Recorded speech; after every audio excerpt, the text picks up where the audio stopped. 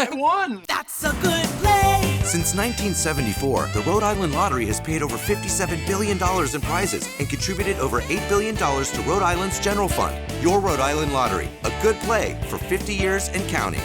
The calendar has flipped to August, and you know what that means. It's officially time for playoff baseball in the 2024 NECBL season. The regular season, a thing of the past. The Newport Gulls, one of 8 teams that remain in the chase for the Fay Vincent Senior Trophy. We're almost ready for Game 1 of the playoffs between the Gulls and the Valley Blue Sox in what will be the 2-7 matchup in the first round in a best-of-3 series. But before first pitch later on tonight, we've got a whole lot coming up on the Gulls pregame show. Welcome into a sunny Cardines Field. I'm Sam Reese. We have plenty of great interviews coming your way as the Gulls are on their quest to defend their title from last season, and it all starts tonight in Game 1 of the playoffs. We're back here on the Newport Gulls pregame show at a sunny Cardines Field. I'm Sam Reese, now joined by the general manager and president of the Newport Gulls in Chuck Pava. And Chuck, it's playoff season. Calendars flip to August. This is what you and everyone else has been building up to. Can you sense the excitement, and how thrilled are you to get this postseason run going as the Gulls try to win back-to-back titles? It's very special. Anytime you make a playoff series, you know, this baseball team that we have here has been successful in that regard. I think there's probably only 2 seasons that we didn't make the playoffs in our history. Correct. But it's always special. Every year is a different group of guys grinding and fighting for this opportunity, and you get to this point of the season, it's really on these guys. It's their season now. It's not about any of us. It's these young men have worked hard all summer for this opportunity. Now it's them, and it's exciting.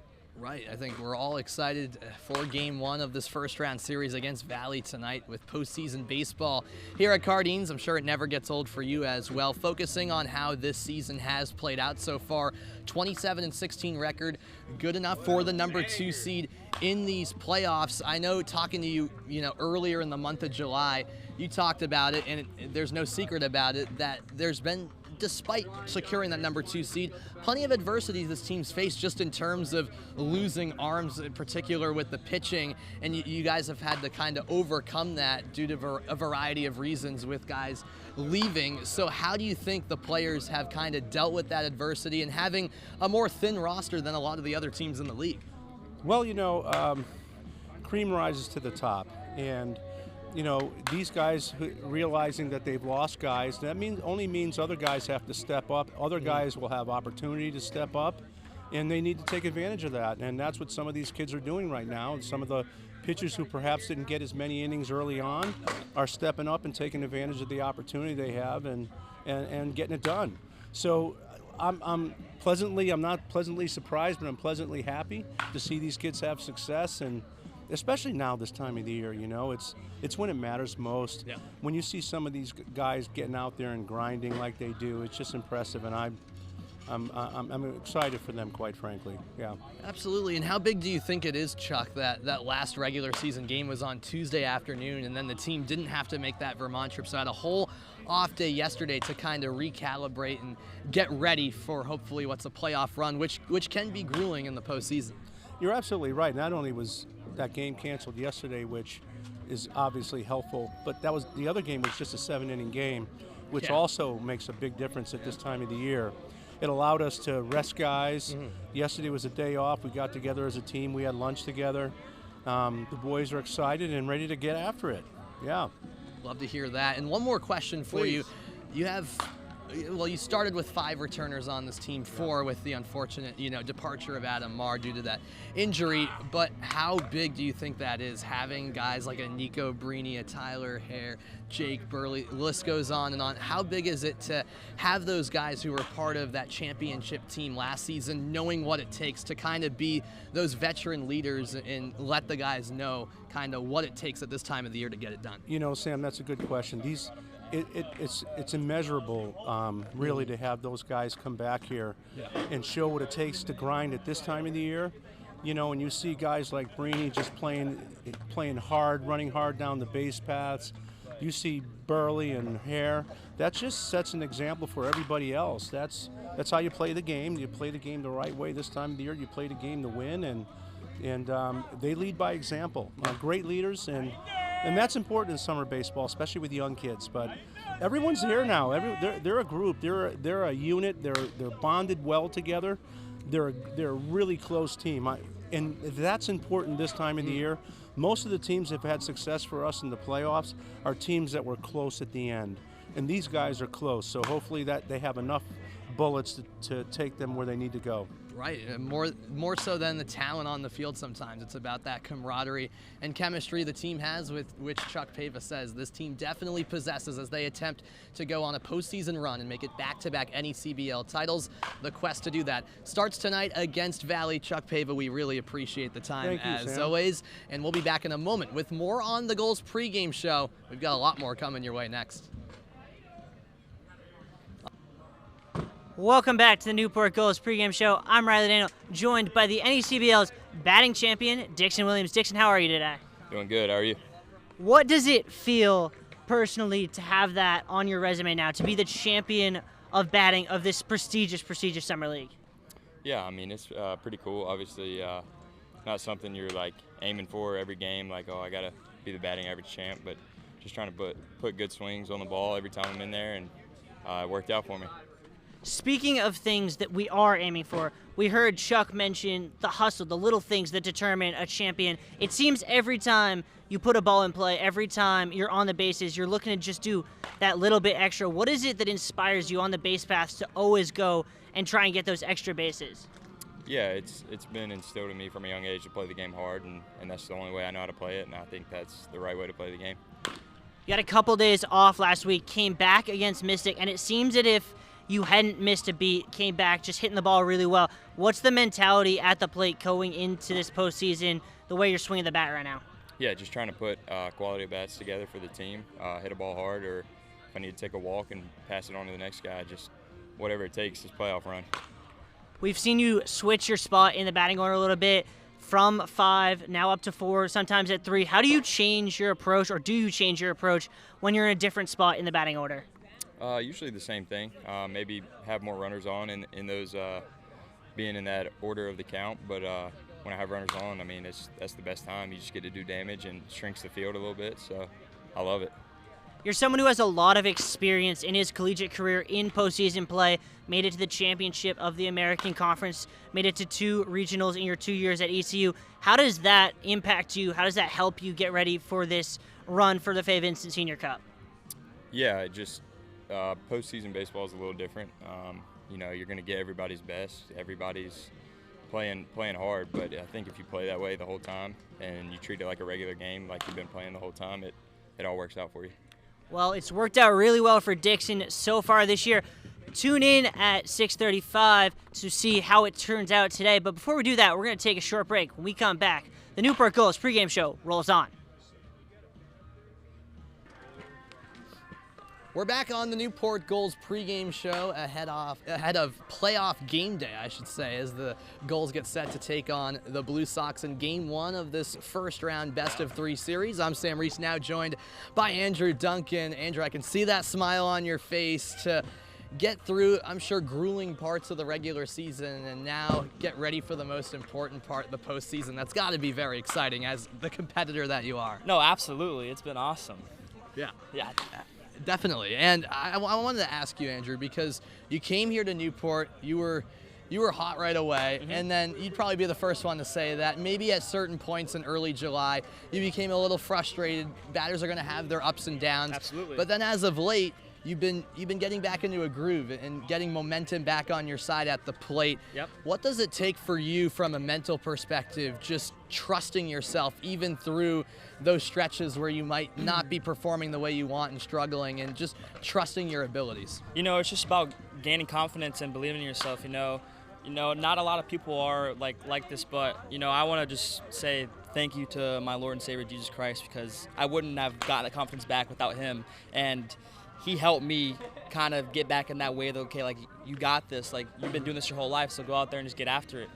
Definitely. And What also have you learned over the course of the summer from hitting coach Ted Regan? Because I saw a few games over the last few weeks. You were kind of here earlier than everyone else, kind of going over some stuff with him, just practicing that swing. Has that helped you in a big way as well? To be honest, it's just got my mind off of all the other things that have been happening, and it's just getting your mind to think about something else. But he's helped me a lot, trying to stay on that backside, maybe, and drive the ball the other way. So, it's been fun. Definitely. And also to have teammates like, Nico Brini, Tyler Hare, who I'm looking at right now, Jake Burley, Cade Shatwell, all guys who were part of that championship winning team last year and know what it takes. How big is it to have kind of their veteran leadership at this time of the year as well, where you guys are trying to win it all and they know what it takes here in Newport? It's nice having those guys behind you, especially when, you guys got that can hit the ball real far and throw about 95 off the mound. So, it's good to have those guys behind your backs. It makes the game a lot easier. So, it's fun having them around, that's for sure. All right, thanks so much for the time, Andrew. Good luck tonight and in this postseason as the Gulls try to make it back-to-back NECBL titles, and the quest for the Fay Vincent Cup trophy begins tonight. We'll be back in a moment on the Gulls pregame show with more. Stay tuned. As the Gulls begin their postseason journey towards Fay Vincent Senior Cup number 8 tonight, I figured it's a good time to talk to the guy who led them on their journey to number 7 last year. I'm here with Wofford outfielder Tyler Hare. Tyler, how are you doing today? Doing good. How about yourself, Riley? All right, let's walk through that at-bat, that one against Bristol last year, the one that really cemented that another number was going up on a banner. Yeah, it was the first pitch off speed, I believe, and went over the fence. It was a great head start for us last year, and if we make it there, hopefully we can do the same thing. Well, you might not even have to make it to the championship game. Could end up seeing Bristol earlier than that. But let's talk about your role kind of on this team, because it seems like every time we interview someone, especially someone who's a first-year Gull, they speak to you, they speak to Jake Burley, and how you've been an influence on them here in Newport. Yeah, I mean, Jake and I and all the other returners, we just try to instill the standard of the Gulls organization. It's a fantastic program we got going on over here. We got a good team. We got a really good tight-knit group that we think we can go all the way with. And so if we stay together, hopefully we make it to the promised land. Speaking of kind of journeys that end up in the promised land, it seems as if you've kind of shown some unique positional versatility this year, moving to first base, playing in the outfield. How do you adapt positionally to being able to play multiple positions on a coach's decisions notice? Well, it's all about just being available wherever you can be available. Swiss Army knife type of guy. If you can do that, you can play any position on the field. It doesn't really matter. Just being a team guy is the biggest thing in my opinion, and just going out there wherever the team needs you. Speaking of being a team guy, I got a great stat for you, Tyler. In games in which you have a hit this year, the Gulls record, you want to guess it? What is it? 18-4. Oh. So if you see a hit from Tyler here tonight, good things are bound to happen for the Gulls. We're going to take a short break. When we come back, the Gulls pregame show rolls right on. Back on the Newport Gulls pregame show, yes. We're wrapping things up and getting ready for first pitch, which is just around the corner between the Gulls and the Blue Sox. It's game 1 of round 1 in a best-of-3 series, the 2-7 matchup, as Newport begins their quest for the Fay Vincent Senior Cup, trying to make it back-to-back NECBL titles. It's a hot one here at Cardines Field. The crowd will be lively. It'll be a packed house, but if you can't make it to the game and want to watch the action, you can do so over on ESPN+. That's where the broadcast will be for tonight's game. 6:30 on the air, 6:35 first pitch. But for now, that's a wrap here on the Newport Gulls pregame show. I'm Sam Reese. Thanks, everyone, for tuning in. I won! That's a good play! Since 1974, the Rhode Island Lottery has paid over $57 billion in prizes and contributed over $8 billion to Rhode Island's general fund. Your Rhode Island Lottery, a good play for 50 years and counting.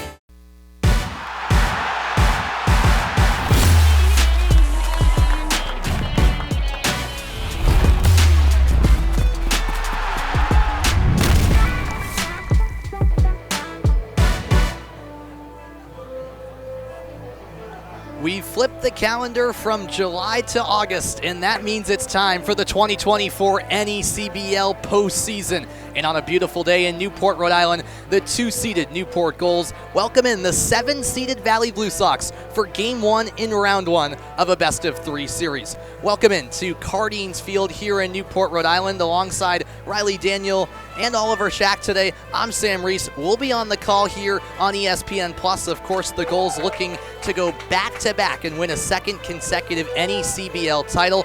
Put the regular season aside, a new season starts today on the quest for the 2024 Fay Vincent Senior Cup. It should be an intriguing week and a half, to say the least, as 8 teams remain in the battle for that ultimate prize. And Newport, as I said, hoping to make it back-to-back titles, but Valley hoping to play spoiler as the underdog. We've got Game 1 first pitch coming up in a matter of moments, but before that, we're going to step aside for a quick break and then get you all set with what you need to know heading into first pitch of tonight's contest. Stick around here on ESPN+.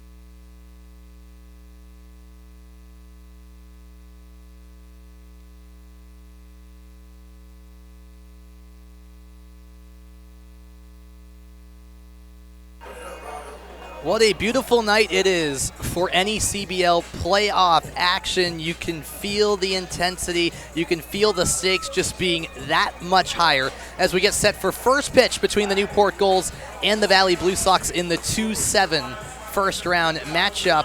Alongside Riley Daniel and Oliver Shack, I'm Sam Reese. And Oliver, just quickly kind of letting everyone know about what it's been like recently for Valley. It's been a bit hectic in terms of some roster changes, but there is one positive, and that's Mike O'Connor back for the Blue Sox. Yeah, he's back in the lineup. He hasn't appeared in a game since before the All-Star break, but he's back here for Game 1. He was primarily in the 3 or 4 hole in the lineup, providing a lot of power, playing a good defense at third base as well, so having him back is huge, especially on the road against the defending champs. And on the other side, quickly for Newport, Riley, you'd expect no one else to be on the mound here, and it's Aiden Coleman. No, there was no question who was going to be on the mound. There were a lot of questions about the lineup, but Aiden Coleman's name was written in ink about a week ago.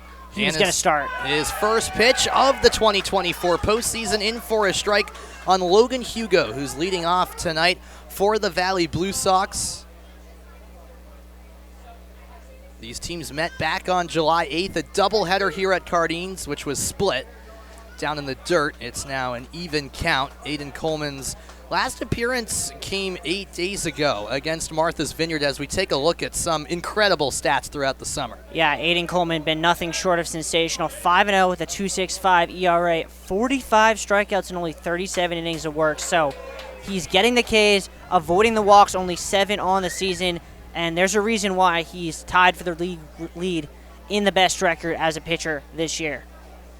His ERA of 2.65, also 4th best in the league, finished with the 2nd most strikeouts in the regular season at 45. The 1-2 offering down in the dirt, that evens things up to Logan Hugo out of Eastern Michigan, who has played 43 games. Talk about an everyday starter. Yeah, it's a direct quote. He said he wants to play every single day, and he started every single game for Valley. They played 43 games, not 44, because the game yesterday got rained out. But he has been a trendsetter and a table setter at the top of the lineup, 27 stolen bags as well. So if he gets on, he's dangerous. So we take a quick look at the Gulls defense. As the 3-2's down low, Coleman walks his first batter. Yeah, we'll take a look here at that Gulls defense. Across the outfield, it'll be Nolan Stevens, Andrew Duncan, Nico Brini. In the infield, Dixon Williams, Randy Seymour, Jack Doyle. At first base, Matt Austin for today. Behind the plate, the man who was honored in the pregame ceremonies, Jake Burley. And, of course, we already talked about Aiden Coleman on the pitcher's mound. Aiden Coleman's walk right there, just his 8th of the entire season, and he's pitched over 37 innings. He's got to be quick to the plate, too, with Hugo on. He is super aggressive. Strike one dealt on the outside part of the zone to Lucas Manning, who is the DH tonight. Take us through the rest of that batting order of Valley. Well, the big name is Mike O'Connor in the 3-hole. He was not with the team the last week or so. Last game he played was before the All-Star game, but he's back, and Jay Bant right behind him as Hugo goes. And you mentioned it, Hugo sliding in the second, and the throw comes in late. That aggressive base running from Logan Hugo paying off. He's got 28 stolen bags to his name now. Yeah, I mean, I'm not surprised at all to see him go there. That's what he does. He applies pressure on whatever pitcher's on the mound, and also in the infield defense, because now you got a runner at second, nobody out. If you're Lucas Manning, anything to the right side advances him. Yeah, and that might just be a little bit of nerves, a little bit of inexperience there from Coleman. When you have someone who's as aggressive as Hugo, you got to give him a check there, because if you know it up here in the booth, Oliver, odds are they should know it down there and be able to just keep him a little more honest. He got such a big secondary lead there that allowed him to steal easily. Showing bunt there was Manning as the 77-mile-an-hour pitch rode up and in on the designated hitter. What I was saying before, actually, is Lucas Manning made his Blue Sox debut in that doubleheader here at Cardines on July 8th. He's an interesting story because he started the season as a catcher for the Vermont Mountaineers, played 6 games for them, has come to Valley, and has been a key part of their catcher rotation, and in tonight's case, serving as the DH as Burley blocks that ball from getting past him. Yeah, it's been huge to have another catcher on the roster because Michael Toth is the primary catcher defensively. He's got one of the stronger arms in the NECBL. He was tied for the most runners thrown out. But on days or games when Toth needs to rest his body, Manning has come in, and he's been a really good bat. I mean, you don't see too many catchers hitting in the top third of the order this high-level baseball. He is Wofford teammates with Tyler Hare of Newport, who's not in tonight's lineup. He will be teammates with Nico Brini, who is in the starting lineup, and Manning gets drilled by that pitch. Coleman has put a couple of runners on via the walk and a hit by pitch, a little uncharacteristic for Newport's ace. Yeah, very, very uncharacteristic from the ace of the staff. Coleman, someone who really has not struggled with location at all this year. I mean, you mentioned the only 8 walks. As we take a look here at the chase for the Fay Vincent Senior Cup. Yeah, and you see the bracket right there. Vermont Martha's Vineyard, the 1-8 matchup. Bristol Mystic, the 3-6, and then probably the most intriguing first-round series is Sanford Keene, the 4-5, between 2 North Division rivals. Now, that's the bracket, but it should be noted that, as you can see down there on the graphic, the teams are reseeded after the quarterfinal round. So after the 4 first-round series are played, the highest remaining seed will play the lowest remaining seed, and then the 2 remaining teams will face off against each other, which is probably the most fair way to do it as well. I think that is, without question, the most fair way to do it. But what it does is it provides just another layer of uncertainty to the whole thing, in that you don't know where you're going. I mean, you could end up in a situation like the 1-8 matchup where Martha's Vineyard and Vermont are going to be making 7-8 hour trips once a day for the next 3 days. Yeah, Vermont, the 1 seed, but they get rewarded with a long trip for Game 2 tomorrow all the way to the Vineyard. Those are the 2 furthest teams apart when you include the ferry journey. And that's a strike delivered, throw down the line from Burley, but back in time was Lucas Manning. That's a play the Gulls love, that throw down to try and nab the trail runner at first base. We saw it 2 times work successfully in the season finale against Mystic. Burley there with a nice idea, but alert to it were the Blue Sox. Coleman attempting to put down his first batter of the night. Delivers the 0-1. It's off speed and in the dirt. And we've seen all season long Jake Burley be so effective behind the dish, blocking some pitches that are outside the zone, and that was another example of it. He's got to be careful, too, because if one gets by him, both runners advance. Guy at the plate, Mike O'Connor, we talked about how he hasn't been with the team since pre-All-Star break. Yeah. He was an All-Star, though. 300 average, 5 homers, 21 RBIs. When he connects, he launches baseballs. Now 1-2 to Mike O'Connor, who we were talking about before the game. All of a sudden is back with the team, and to your point, has been an impactful bat throughout the summer before he departed a few weeks ago, but he's arrived back to Valley at the perfect time, and that's for the postseason. And also, don't be shocked if a double steal is on. That's something that Valley does a lot of. Something Coleman has an eye on, too. Delivers the 1-2, fanned on for strike 3, and a crucial first out. And Aiden Coleman did a little something after that meeting at the mound. Just took a mile an hour or 2 off that fastball. Said, I'm going to sacrifice a little bit of velocity to locate my pitch exactly where I wanted, because he knows he's not a power pitcher, but if he can locate his stuff, he is borderline unhittable. That's got to be a big sigh of relief for the righty out of Pitt, who has that first out put away, now facing Jay Bant in the cleanup spot. Bant's someone who's hitting to 4 double plays on the year. Coleman would love to get one right now. First pitch outside despite the frame attempt by Burley. That's where you got to stay, though, if you're on the mound and you're Coleman. If you miss in, Bant has some of the most power in the entire league, especially middle in, power lefty swing, and it's not a deep fence to right field either, so he can make him pay. Just inside this time. You could hear a fan say, that's a good pitch. The umpire at home plate tonight, J.C. Fernandez, didn't quite agree. Yeah, J.C. Fernandez, well, he's made himself a figure here in Newport, was the only umpire who has tossed Mike Coombs so far this year in a very heated incident. Mike Coombs not known for being shy about voicing his opinion, as we saw the other day against Ocean State. And Coombs was tossed in the game at Ocean State back in early July as Coleman finds himself down 3-0 against Bant. The crowd lively as usual. And at the top of the zone, the red light was on for Bant. There's a strike. And that's interesting. First time we've seen that all year is that there's a notable, sizable, together contingent of Valley fans trying to get in the head of Aiden Coleman just behind the mound. They made the trip. Bant held up on the swing there, and it's a 5-pitch walk that loads the bases up for Valley with 1 out.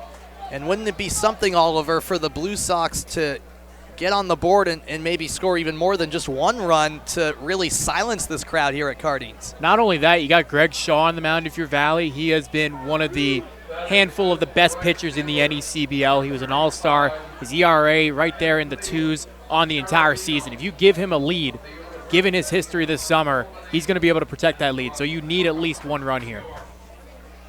First pitch to Anthony Scarabino down in the dirt.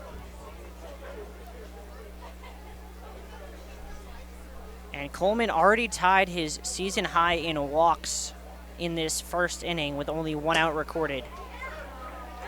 Much needed strike there. 1-1 the count. Scarabino out of U-Albany was added to the roster July 25th. So when these 2 teams met back on July 8th, he was still a few weeks from becoming a part of this Valley team as he takes one inside by the knees. In 8 games played, he has 5 hits to his name for a 200 batting average, 6 RBI. He's also drawn 9 walks. Also made a SportsCenter top 10 appearance That's after right. the doubleheader that concluded the regular season. He goes opposite field here. It's a looping ball that drops in fair territory. Stevens chases it towards the fence. 1 run scores, and behind Hugo is Manning. The throw finally coming into third. That's a 2 RBI double for Anthony Scarabino, and Valley strikes early here at Cardines. That's huge. And this is a guy who came into today hitting 200. Struggling a little bit in the handful of games that he's played. That pitch right there, 88-mile-an-hour fastball. Middle, didn't try to do too much with it. Just poked it the other way. Didn't really get all of it. But he found grass, and what a start for the Blue Sox. You needed 2 runs in the worst way. The first hit of the game for Valley is a notable one. That drives in 2 runs, and now it's the 5-hitter, the 6-hitter, I should say, and Michael Toth at the plate, facing an 0-1 count. Yeah, and I mean, this is gut check time right now for Aiden Coleman. First action in the postseason. Very raw, still a rising sophomore, so. This ball skips free from Burley, and hitting the brakes over at third was Jay Bant. He thought about coming home, but thought better in the end. And this is very uncharacteristic from Burley. I mean, excuse me, not from Burley, from Coleman, as just the amount of pitches he's missing seemingly on the release is beyond out of norm. Trying to get in a groove here early. The 1-1 up the middle. Diving effort. Seymour spins around, throws to third. No out there, and a run comes home from third. Jay Bant scores for Valley, and the lead is now 3-0 Blue Sox. It feels like deja vu. This is a Newport team that has 2 years in a row, or actually 3 now, won the Coastal Division, but in the last 2 years has lost their first game of the postseason at home. And for Gulls fans sitting at home, this is going to feel eerily familiar. Already at the bottom of Valley's order, it's Kyle Hennington at the dish for the Blue Sox, who have shocked the crowd here in Newport. Swing and a miss on the first pitch he sees.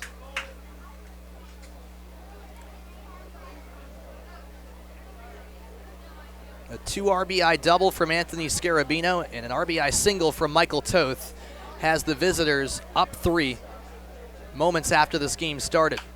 Over the middle of the plate, it's popped down the third base line. Dixon Williams calls it for it and makes the catch. Finally, that second out recorded. The base runners stay put on the corners.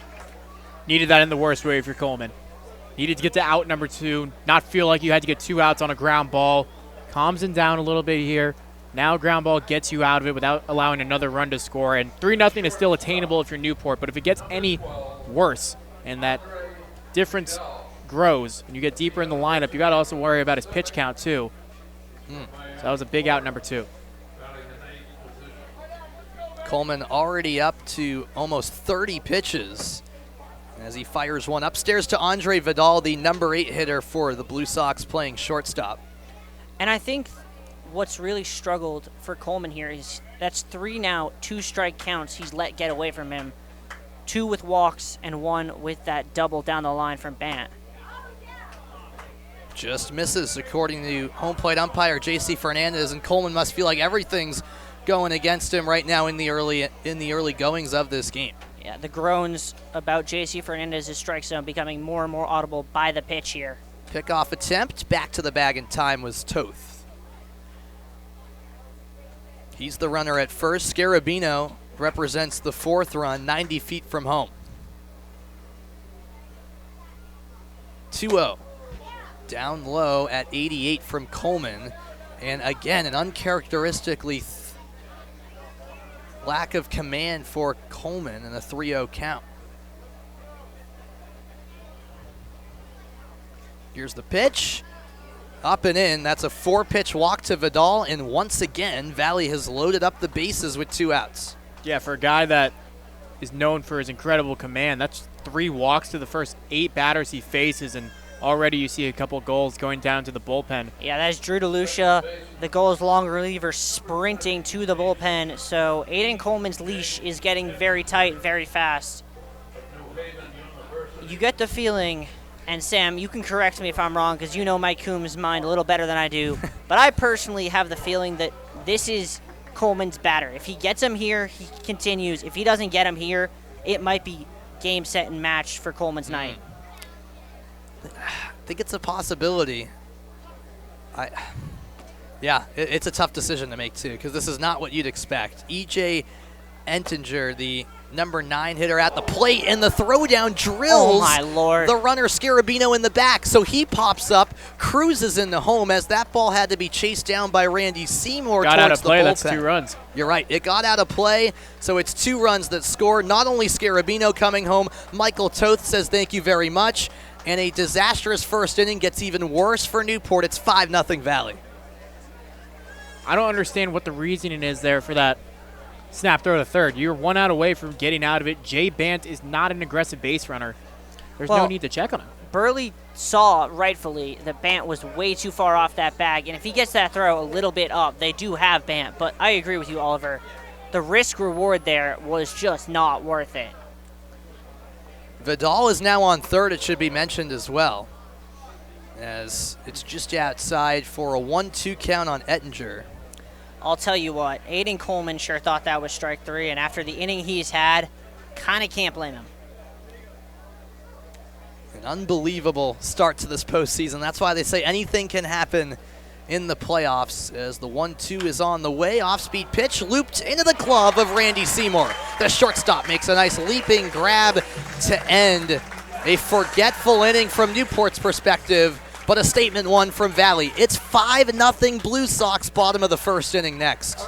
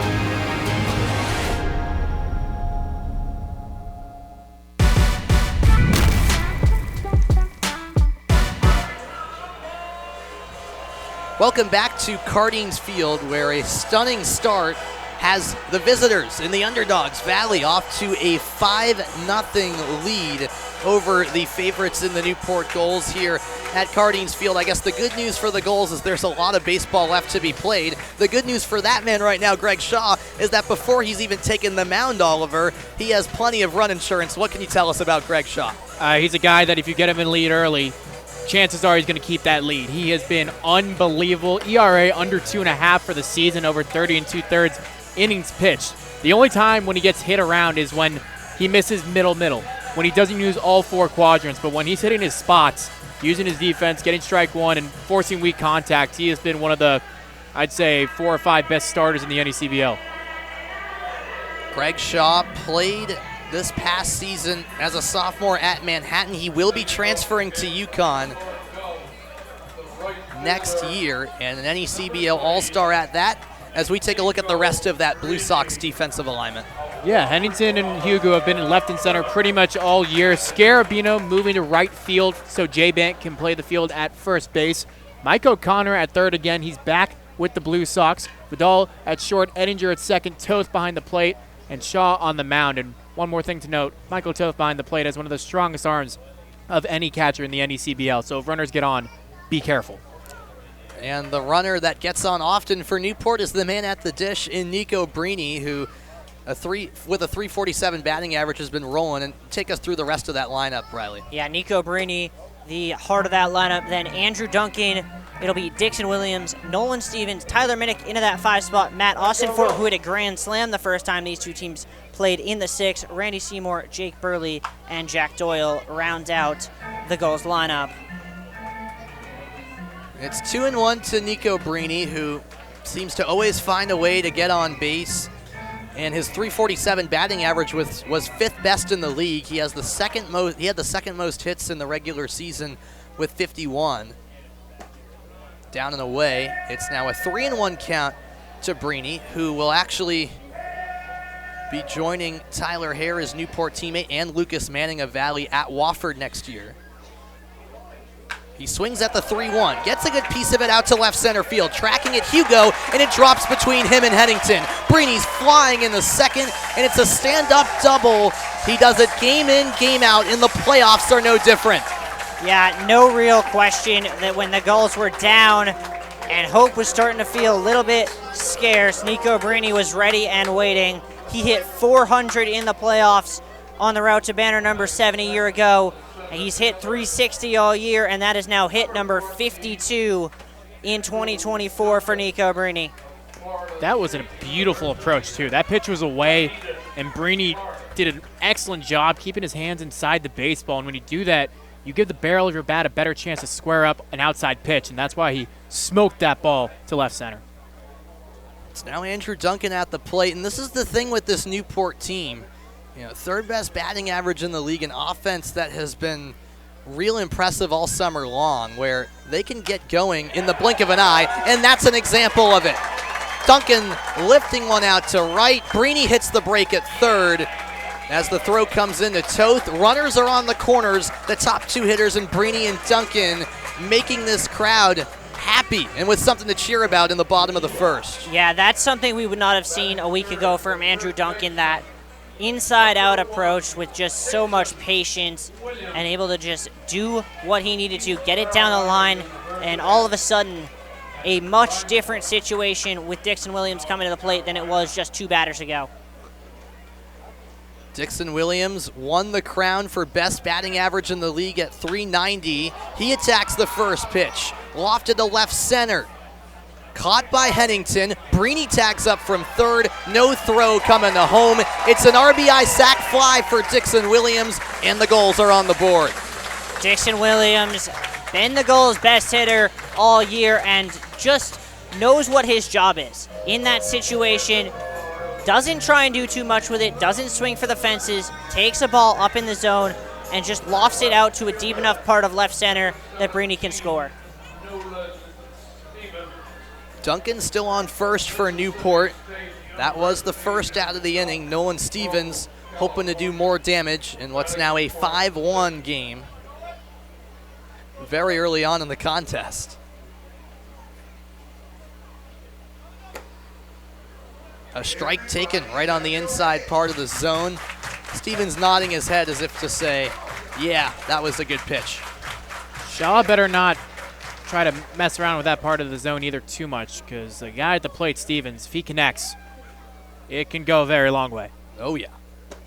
Outside, it's ball 1. Stevens back on Saturday in Mystic launched one 406 to right field, 102 off the bat, and that was his 6th homer of the season. Runner taken off, and it's ripped foul by Stevens, so Duncan will have to head back to first. If you're Newport down 4 runs now, that's what you got to do, though, right? You got to be best aggressive on the base paths.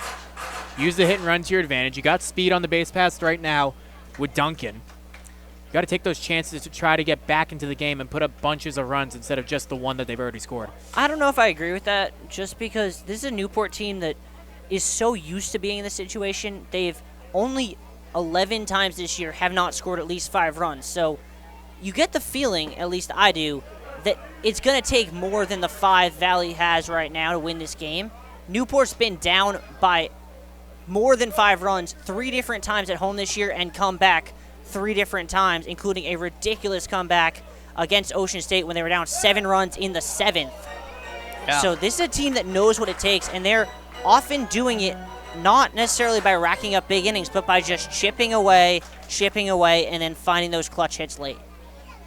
Newport was also down in the game 8-0 in the first inning to Bristol, if my memory serves me correct. Came back to win 12-8. 2-2 lands inside. Counts full to Stevens. They did, and that 12-8 win ended up being the difference between them being the 2nd and 3rd seed. So right. They know what it takes to come back in a big game. Payoff pitch now. But before that, a pickoff attempt as Shaw throws over to first. Restrike The crowd on the edge of their seats, hoping for more from this Newport offense. 3-2. Fastball hit on the ground to right, and Bant steps on the bag, throws to second. The tag applied on Duncan, and it's worst case scenario for Newport. A double play to end the first. The Gulls do score a run. It's now 5-1 Valley as we take a quick look at the replay. Rather routine double play for the Blue Sox. We're back for the second in a moment.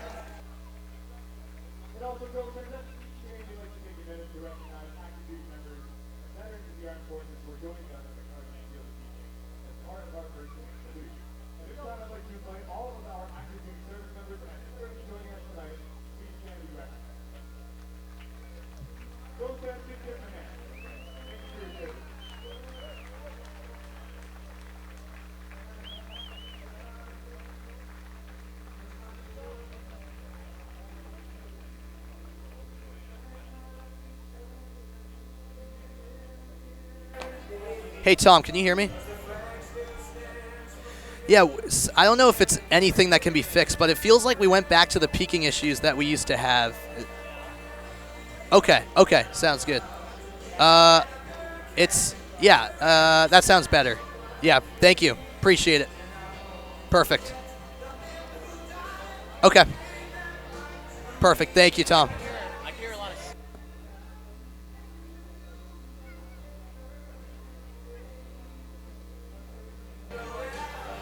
We're back here in Newport as we roll on to the top of the second inning, and runs galore, mainly for the visitors in Valley. A 5-1 Blue Sox lead, and Oliver, for Valley, you got to have a ton of confidence. And on the other side, for Aiden Coleman, you're hoping this is a bounce-back inning on the mound after an inning that he had never experienced before this season. You're right. He's just got to calm down and go back to what's been so successful and what's worked so well for him.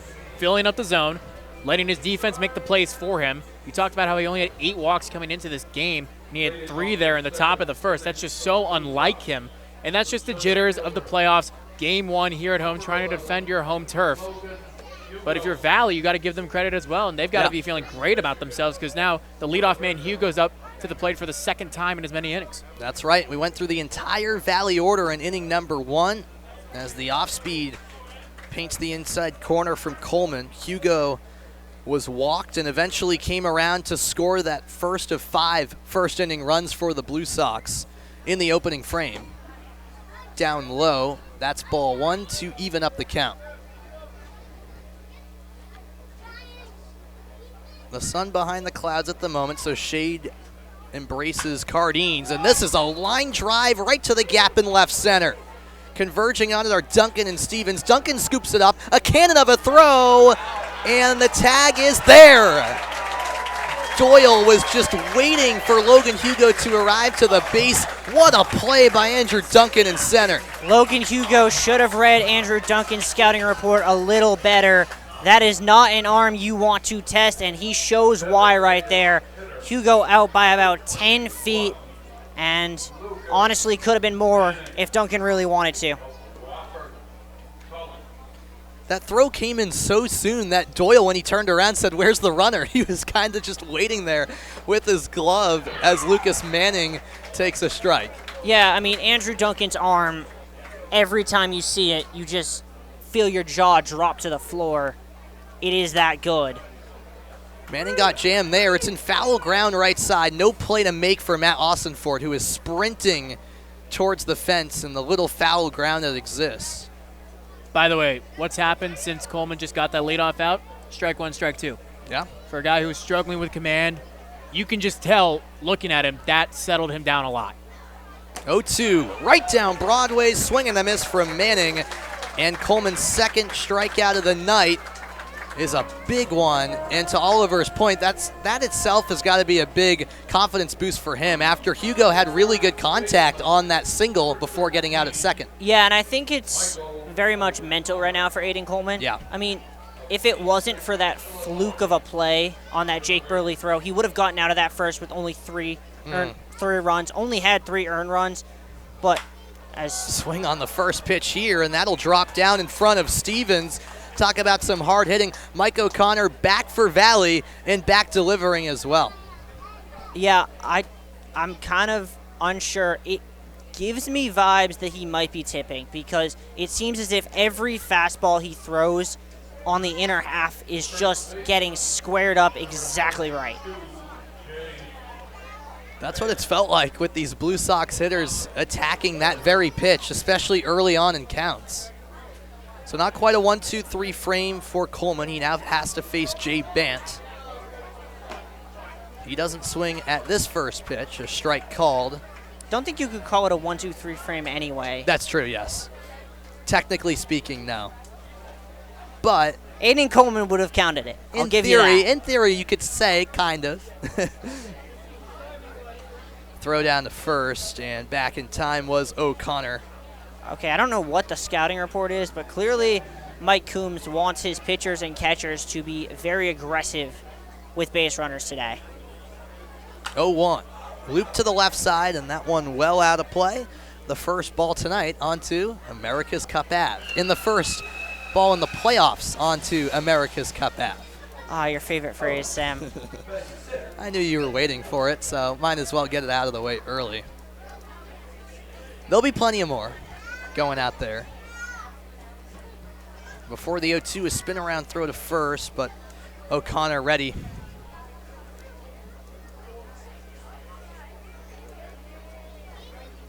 Jay Bant, who's at the plate, was walked first time up.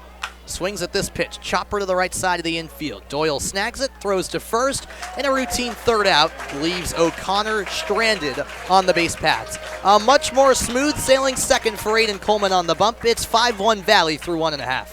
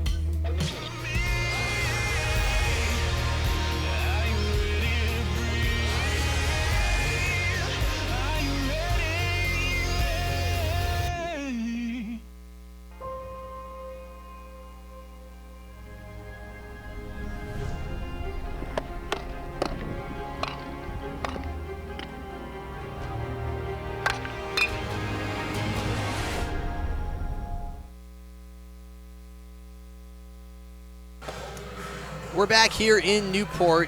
Game 1 in round 1 of the postseason. The Newport Gulls hosting the Valley Blue Sox, a packed house as expected here at Cardines Field.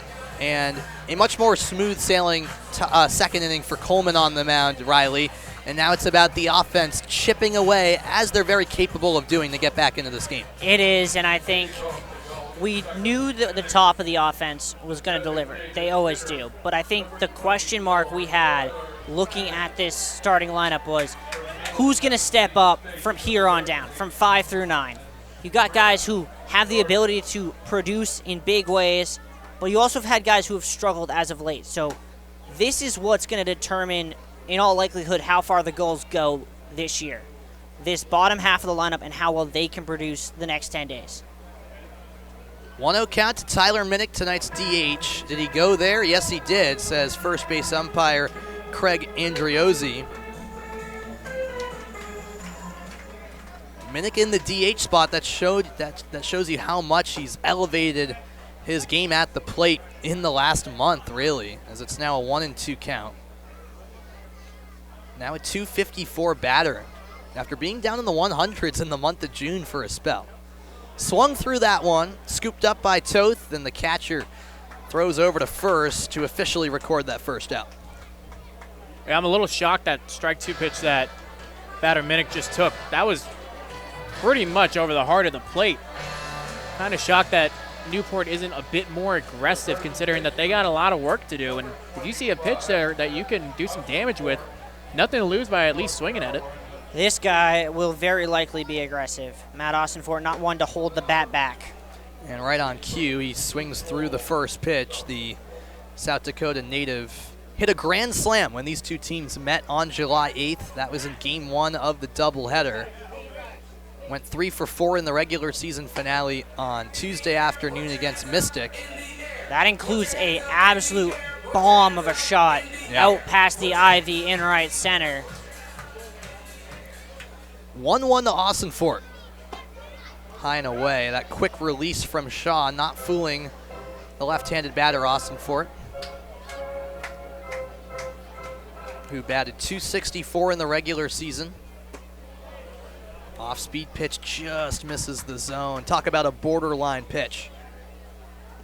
And a great take there from Austin Fort. Will he go after the 3-1? No. And it pays off. Outside ball 4, a 5-pitch walk. The first walk of the game for Greg Shaw puts the first base runner of the second on for Newport. Yeah, and I think one thing we're seeing pretty early on here is that JC Fernandez is running a pretty tight strike zone right now. We've seen both pitchers kind of express a little bit of frustration on those borderline pitches, and it tells you that batters can be a little more patient tonight. They don't have to be as picky. And we'll see how that plays out as we go deeper into this ball game as well. Randy Seymour at the dish, batting in that 7 spot. One of the Newport NECBL All-Star selections down the line. It's snagged beautifully by O'Connor, who pops up but fires a stray ball that Bant has to chase down. In the third goes Austin Fort. He holds up. Seymour slides in the second, and Newport's in business. Yeah, and that's going to be an interesting play because as you see here, this is a great throw from O'Connor, but then he puts it up the line, and as a result, sends his first baseman right into Randy Seymour's path. That allows an extra base each, and all of a sudden, Jake Burley has 2 in scoring position with a chance to cut this to 2 with 1 swing.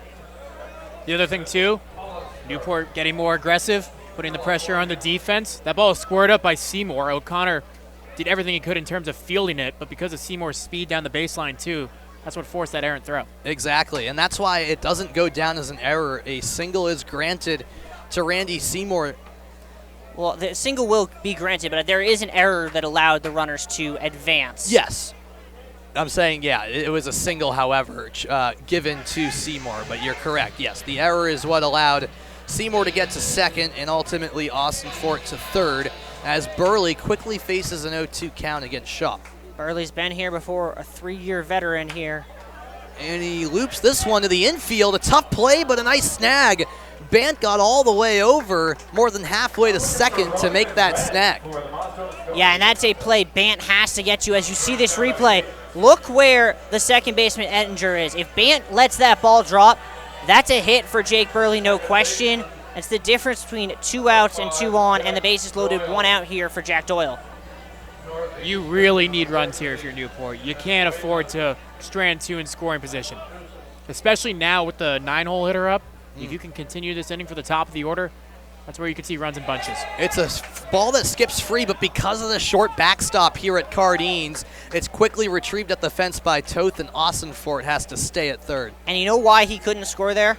Yeah, it's the short backstop, but it's also because Austin Fort was 6 inches off of third base. He needs to get out past the edge of that grass in his secondary lead. He needs to be able to, in a playoff game, at least think about scoring on a wild pitch. Seems like he's staying pretty tight to that bag now. Now a little bit more of a lead over there at third. You wonder if hitting coach for Newport, Ted Regan, gives that advice as well over there as the 1-0 is down and away to make it a 2-0 count to Jack Doyle, who had his 3rd home run of the season in that regular season finale Tuesday against Mystic. 2-0. Down in the dirt, a good block by Toth, and talk about a hitter's count here. Yeah, Toth now missed 3 in a row low. Probably something in that Valley scouting report about not throwing pitches up in the zone to Jack Doyle, but he doesn't want to walk him and put Nico Bruni up with the bases loaded. Just outside, that tight strike zone continuing to be a theme. And a great take from Doyle, who is probably going to take it either way. Loads up the bases for Newport. Yeah, that was a ball, but I don't know how many times I've seen that called as ball 4. And normally I would say a 2-out walk to an empty base, even though it loads bases, not the worst thing in the world. Nico Brini led the bottom of the first off with a torched double. He's swinging a hot band. He's got a good feel for Shaw, and now he's got the bases loaded. If he could do that again here, it would, in all likelihood, clear the bases, as Bant not even pretending to hold on Jack Doyle at first. He is at least a third of the way to second base. A big spot for Brini to be in, who went 3 for 4 against Valley back on July 8th. And off the end of the bat, fouls one off to the left side, so he's quickly down 0-2. And on the flip side for Valley, wouldn't it be massive if Shaw can somehow get out of this jam unscathed? And here's a stat. Newport with the bases loaded. If it's Williams, Harris, Stevens, or Brini, worth a 500 with the bases loaded. Everyone else, 186. Just a fantastic stat right there. 0-2. Outside from Shaw at 88. Nico Brini, not one who's going to give you a strike 3 out of the zone. He's going to make you put one on the plate.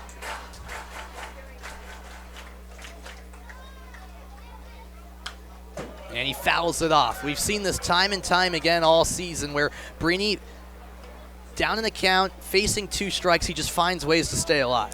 Yeah, Nico Brini and Nolan Stevens have done this all year. They excel at this ability to just stay alive, make a pitcher make a mistake, and pounce on it.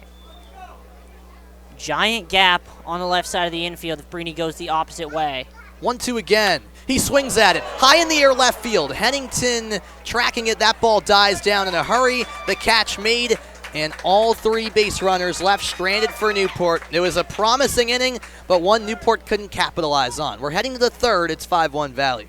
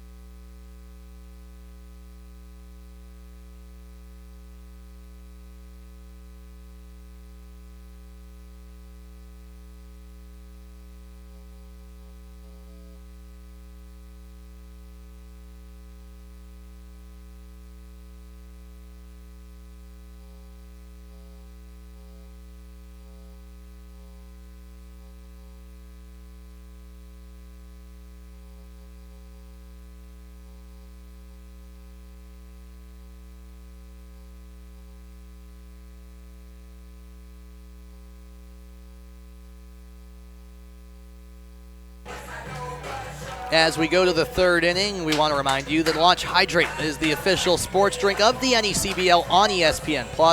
Launch Hydrate's unique formula helps athletes achieve peak performance at every critical moment, supporting improved focus, rapid hydration, and faster recovery. For orders and information, please visit launchhydrate.com. So we roll on to the third inning, a much better second inning on the bump for Aiden Coleman, hoping it's more of the same here against the 5, 6, 7 hitters of Valley.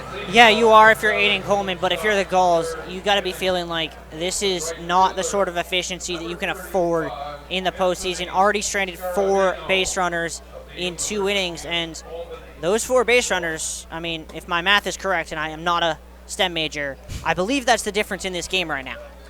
Yes, 5 minus 1 is 4. I can do that too, Riley. You are right, as the off-speed pitch takes a high bounce. Coleman snags it, throws to first, and it pops out of the glove of Austin Fort. Was that interference? No, says the first base umpire. Scarabino's safe. He says no. Austin Fort not happy about it. We can see the replay here. Interesting to see where the runner is running. No, that's a good call. He is between the 2 lines, so he is well within his rights to be running there. That is not base runner interference. So how about that, Oliver? Sometimes it's just about getting on base, even though off the bat it looked like a rather routine play to make for Newport. Just been that type of game so far for Valley. Those plays just going your way. Those are routine plays for your pitcher Coleman to make coming off the mound. Just can't get it done.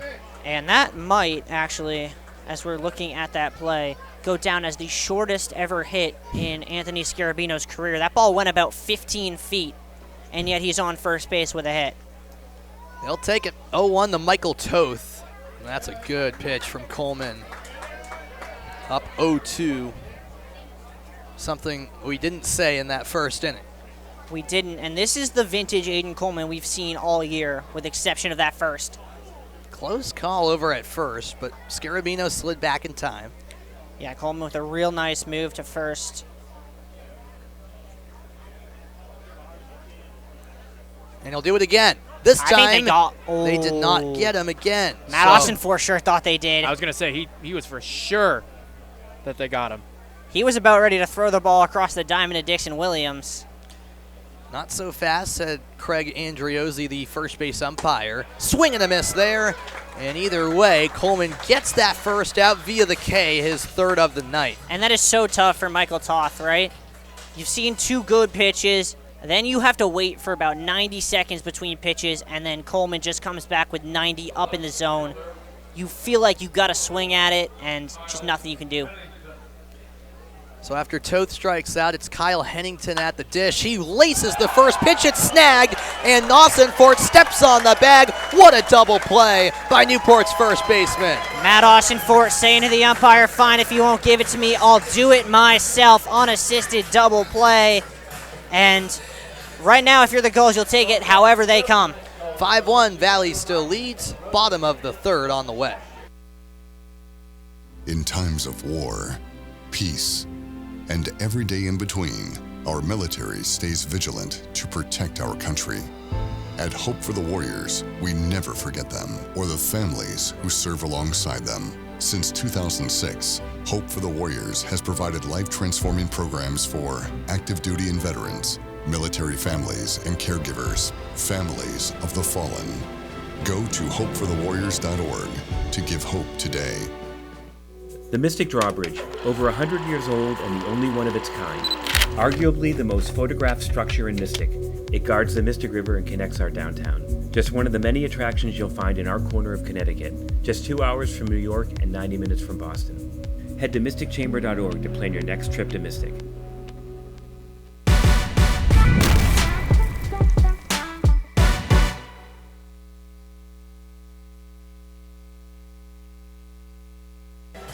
Two and a half innings in the books, and a good time to let you know that Netting Professionals is the official netting partner of the New England League. Their netting and wall padding products have been featured in MLB venues such as Citi Field and Truist Park, and many collegiate facilities throughout the country, including the universities of Florida, North Carolina, Binghamton, Texas, and many more. From design to fabrication to installation, Netting Pros is improving programs one facility at a time. We're ready for the bottom of the third. The 2-3-4 hitters due up for Newport, and that starts with Andrew Duncan, who laced a single in his first plate appearance back in inning number 1. Yeah, Duncan had a nice piece in his appearance, but this is kind of what you would consider, at least here, to be the danger zone for Valley. This is 2-3-4 guys who know what it takes and have consistently all year gotten on base at very high clips.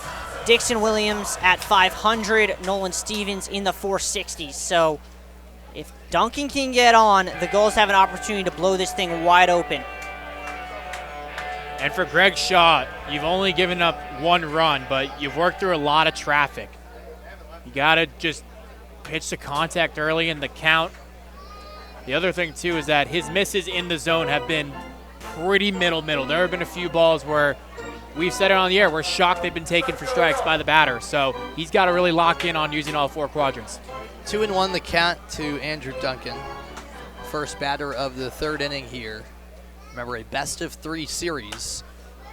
As he got caught in the inside of the bat, it's looping to the right side, and it ultimately lands off the netting area. So not playable for the first baseman, Jay Ban. And I think you can just see the difference in intensity from the regular season to the playoffs on the 2 pop flies we've seen out of play down the first baseline. Those are balls that Austinfort and Bant are jogging to in the regular season. Here they are sprinting full out. It's different in the playoffs, that's for sure. 2-1, driven to center, Shifting over Logan Hugo, he's gonna leap, and it's over his glove off the fence. Duncan's cruising into second with his speed, he's getting the wave to third. There's no throw there. How about a triple for Andrew Duncan? Unbelievable. Andrew Duncan was rounding first base when that ball hit off the wall, and he made it into third without going into full sprint. He is that fast. That pitch was right over the middle of the plate. Continuously, Shaw is missing over the middle of the plate, and finally it feels like Newport made him pay for it. The leadoff man 90 feet from home after that loud triple. His second of the summer, I should say. Also 3 doubles to his name. Dixon Williams lets it go for ball 1. The best batter in the NECBL has a real good opportunity to drive in that second run. 1-0, left high. Indeed he does. Williams led the Gulls with 5 sac flies in the regular season. Already has 1 tonight. If he gets one up in the zone, could very well make it 2. Hits one on the ground to the right side of the infield. Ettinger there, the throw in time, but it's another RBI nonetheless for Dixon Williams. He's got 2 to his name as he drives in Andrew Duncan from third. It's now 5-2. And you just get the feeling the Gulls are starting to wake up here. And Ettinger, probably a little too casual. If he doesn't charge that thing a little bit more, Dixon Williams only got thrown out by about a half step there. And Ettinger's got to realize the speed that these Gulls have on the base paths, because you play around loosey-goosey and the Gulls are going to take bases from you. And Nolan Stevens hoping to get on base for the first time tonight after he hit one over to first, which resulted in actually a double play to end the opening inning. The 0-1 down and away to even the count. So Dixon Williams in the regular season had 33 RBI, which was tied for second in the league. So carrying over from the regular season, he now has 35 this summer as Stevens pulls it foul down the line. Dixon Williams was one of the more unusual stat lines you will ever see. 0 for 0 with 2 RBIs so far today.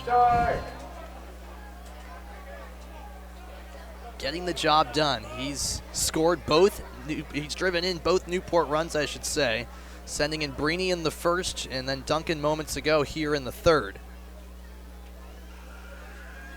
Gulls continuing to make Shaw work, as this will be pitch number 49 already for the righty. The 1-2. Down low, good take from Stevens. Still 1 out here in the third. And that's part of the reason why. They're not giving him any pitches that are close but not quite. They're only swinging at pitches in the zone right now. This one in the zone, there's the swing. On the ground to Ettinger, and it's a routine throw over to first, a 4-3 ground out for out number 2. That's what happens when Greg Shaw uses the quadrants of the strike zone. That was a changeup fading away from Stevens. And that's what happens. You're going to get a lefty to roll over on it. That's when Shaw is really successful. It's when he executes to his spots, not just filling up the zone. And that's the second time he's done that with that exact pitch to Nolan Stevens tonight. First time got him to roll over into that double play down the first base line. We just saw what happened there. With a line drive, and it drops in for a base hit. Out to left center field. The designated hitter tonight says we're not ending the inning just quite now, as Matt Austinfort will have a turn at the plate.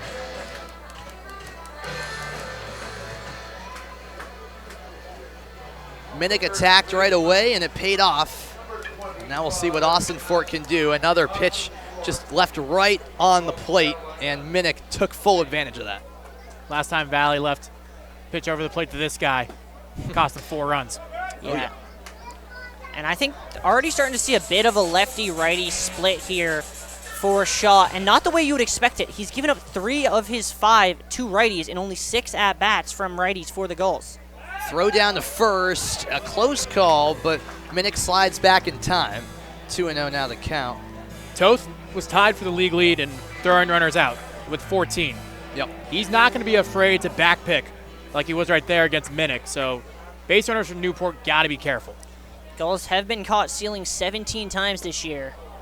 Swing and a miss at an off-speed delivery. Austin Fort was out in front of it.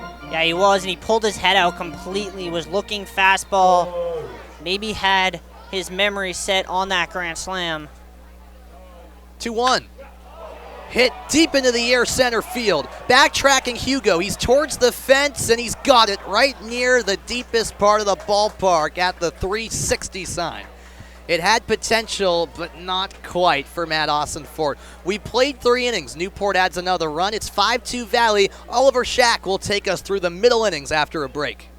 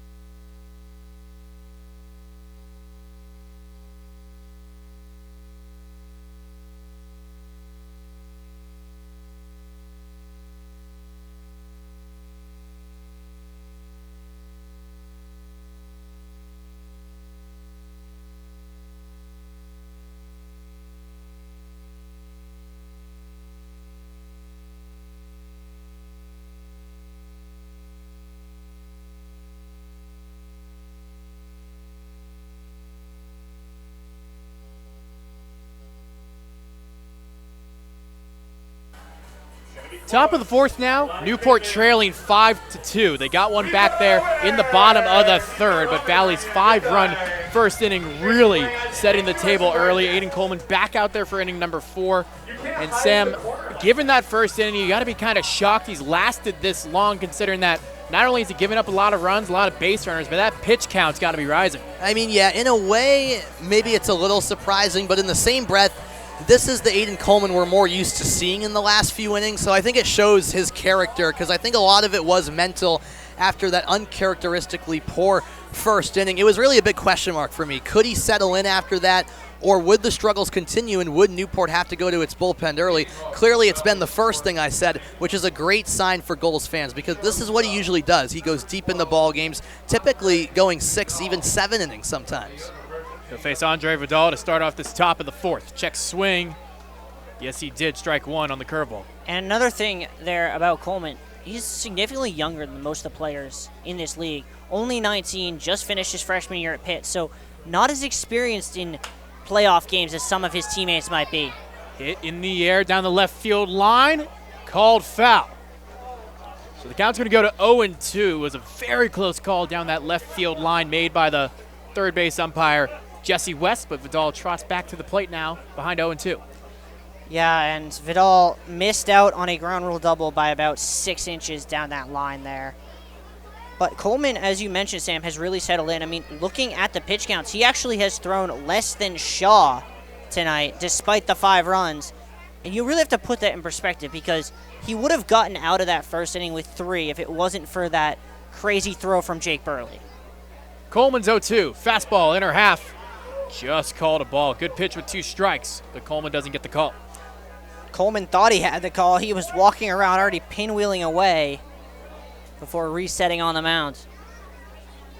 Count now 1-2. That one way outside to even it at 2-2. So far for Vidal, in his 1 plate appearance back in the first, he was walked. Got all the way to third, but was unable to score after Ettinger, who's on deck right now, lined out to Randy Seymour at short. And from 0-2 now to 3-2, Coleman a pitch away from losing him. And this is what we saw in the first inning. Coleman getting ahead in counts, but not being able to slam the door shut. We'll see if he can slam it here. Payoff pitch. On a line, over the head of the third baseman, Williams, down the left field line. That's a base hit, maybe more. Vidal making the turn, and he's going to hold up. He learned from Logan Hugo a couple innings ago. You cannot trust that these outfielders won't get it in quickly. Especially not with someone who's as good a thrower of the baseball as Nolan Stevens, a 2-way player at Mississippi State who throws in the 90s. If he can line up that throw, if it's a close play, you don't want to test it. So here's E.J. Ettinger. with a runner at first in Vidal. Ettinger ended the first inning, as I mentioned moments ago, with a line out to short. He's got Logan Hugo right behind him on deck. First pitch barely misses for ball one. I don't know if I've seen a strike zone this tight at any point in this season. Standard lead for Vidal at first. Off speed, fouled off. That was a bailout there from Ettinger. That pitch would have been ball two without question.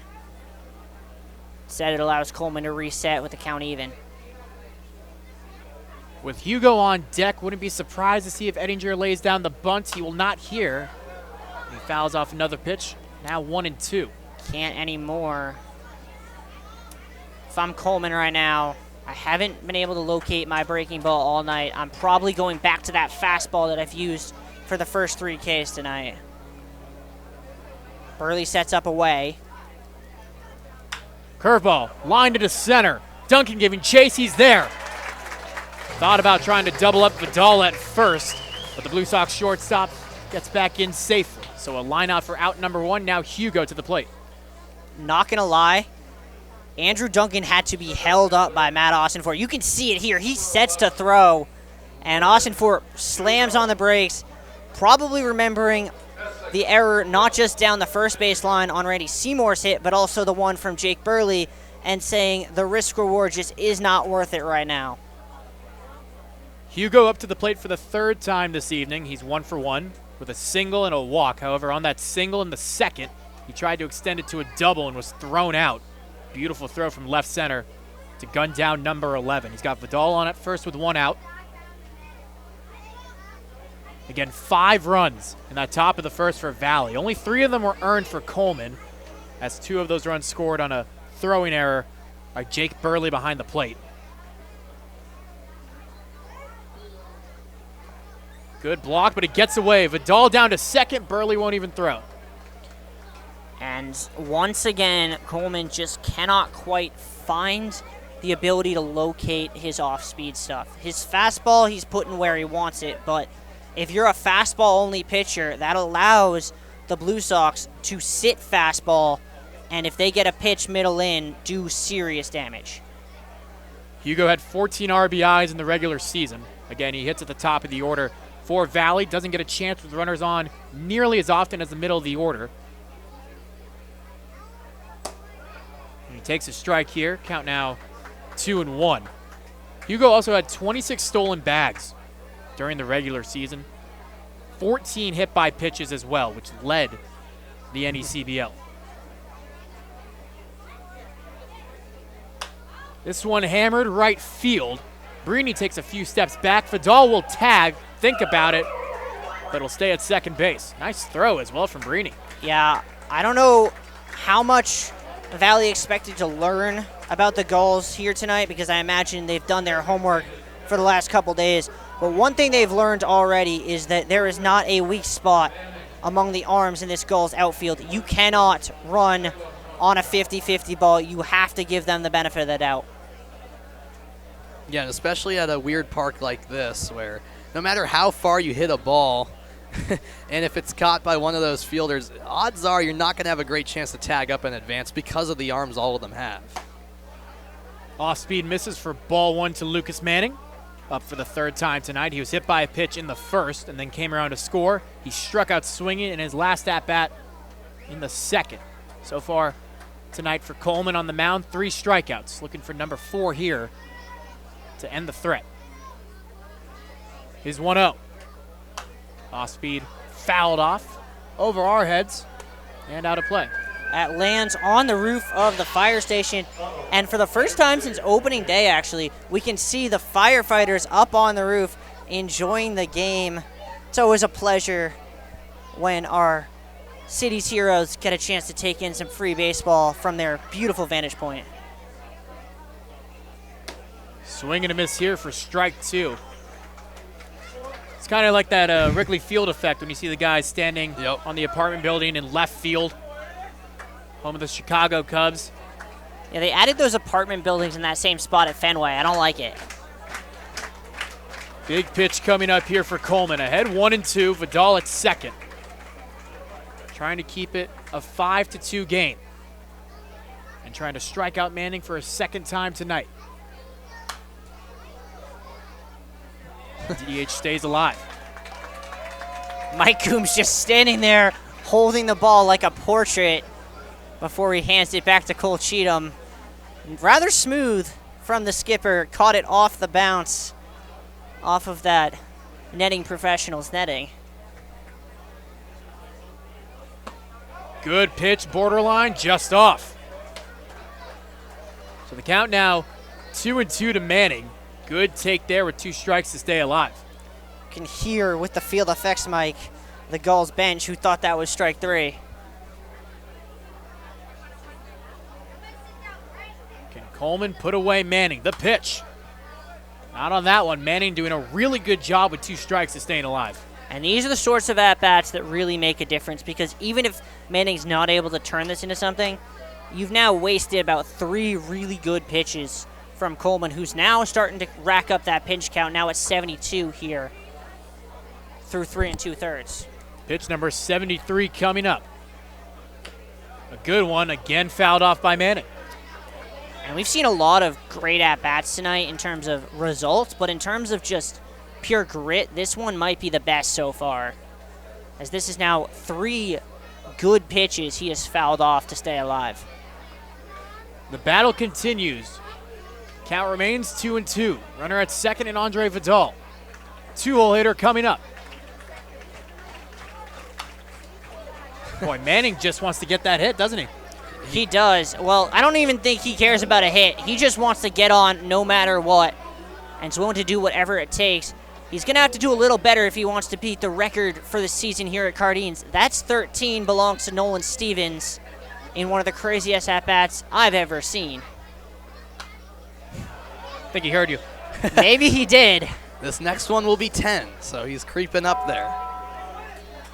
And just as you say that, Burley's going to talk it over with Coleman.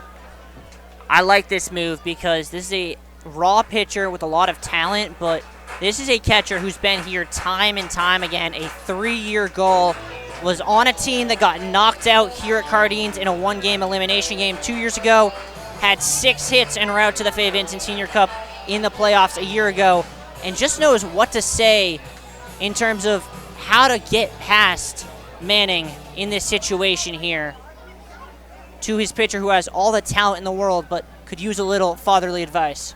We'll see what Coleman decides here on pitch number 10 to Lucas Manning. O'Connor's on deck.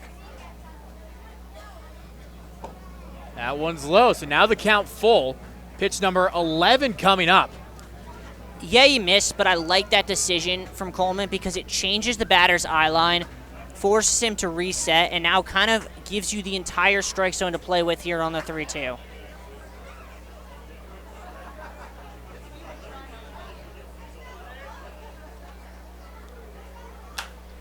In the air, right field. Brini going back at the track. It's off the fence. It'll score Vidal. Manning takes the turn, and he holds up. 11 pitches later, and it's 6-2. Just like we saw with that Nolan Stevens at-bat earlier this year, an 11-pitch at-bat, and Manning makes Coleman pay for a pitch he left in the zone, crushing that off the wall. Good read from Brini to hold it to a double, but O'Connor coming up here, and this is probably a must-get out for Coleman if he wants to stay in this game. He's at 78 pitches right now, with O'Connor at the plate. Now Manning at second. He trades places with Vidal, and O'Connor's ahead 1-0. So far for the third baseman for the Blue Sox, 1 for 2. He struck out in the first swinging and then hit a single into left field in the second.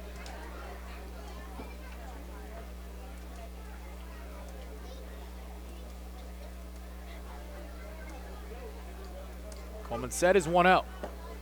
This is low for ball 2. And that can be tough as from the pitcher's perspective as well for Coleman after being one strike away so many times against Manning, him continuing to battle, stay alive, and ultimately rip that double to score in a run, to now have to face another batter when you thought you were right there in terms of putting away this inning. That can be very difficult. Off-speed misses for ball 3. And I would imagine O'Connor here is just going to keep the bat on his shoulder until he sees a strike. I wouldn't be surprised if Aiden Coleman doesn't even bother to throw a strike here. I don't think you want to be throwing a 3-1 pitch to Matt O'Connor with a runner in scoring position. Inner half called strike 1. O'Connor taking all the way. I can tell you that Drew DeLucia is ready to go if needed, standing on the fair line down the third base side in that shared dugout. Jay Bant on deck. Check in on Manning. No one covering the bag. Coleman just trying to keep the Blue Sox DH close to home at second. And an exasperated look there from Coleman to his second baseman, Jack Doyle. He clearly thought there was some sort of timing play on, but Doyle was not on the same page. Coleman set again. His 3-1. Hit foul. Now we'll do it at 3-2, just like it was to Manning before he ripped the RBI double to score Vidal this inning. And it's a big pitch here. If Coleman can come back from 3-0 down to O'Connor, arguably the Blue Sox best hitter, it would be big in terms of momentum, even with the run given up on the double to Manning. We'll see if Coleman can get out of it. The pitch. Misses ball 4. Goes with the soft stuff. He walks O'Connor. So now runners at first and second for the cleanup hitter, Jay Bant. Coleman's pitch count. I don't think it's going to matter because Kevin Long's coming out, and I think that's going to be game, set, and day for Aiden Coleman. Though no movement yet from the Gulls' pen. So maybe just some advice. Kind of surprised to see no one coming in. It feels as if Coleman is just struggling to locate his off-speed stuff, and it makes him, as someone with a fastball which doesn't have that 95, 96 velocity, very vulnerable to the talented batters of the Blue Sox. So Coleman's going to stay out there. They're going to give him another chance here to get out of the inning. Can't say I love this decision, but there's a reason Kevin Long's a coach, and I'm up here in the broadcast booth. Jay Bant 0 for 1 today. He walked in the first and grounded into a fielder's choice to end the second. He's out of Monmouth University, made his debut with the Blue Sox on June 26th against the Bristol Blues, and he has been one of the unsung heroes in terms of lengthening that lineup, especially in the middle of the order. Had a really good regular season in 25 games, all starts, 3 home runs and 18 RBIs. Fights this one off foul. The count 0-1 with Lucas Manning on at second, Mike O'Connor on at first. Got to be careful here if you're Coleman. Power hitting lefty. It's got to be away. Don't give him anything to turn on. Double steal on. Throw down to second. Got him. They gunned down O'Connor at second to end the inning. So a heck of a recovery there by Burley to end the threat, but not before a run scores to make it 6-2 as we head to the bottom of the fourth here on ESPN+.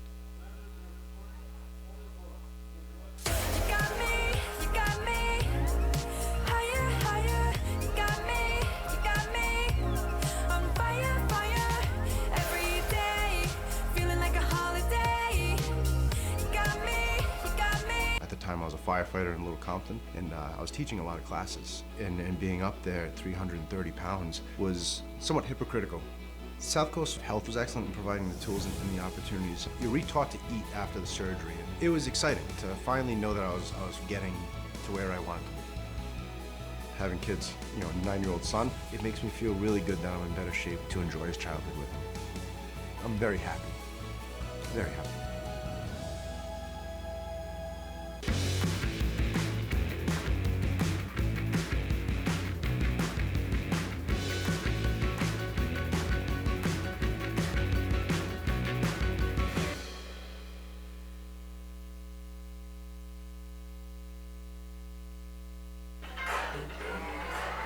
exciting way to end the inning if you're Newport. Gunning down Mike O'Connor, trying to steal second base on the double steal. Valley does score one to make it 6-2 to give another run of insurance for the Blue Sox starting pitcher Greg Shaw. Back out there on the mound, Oliver Shack alongside Riley Daniel and Sam Reese.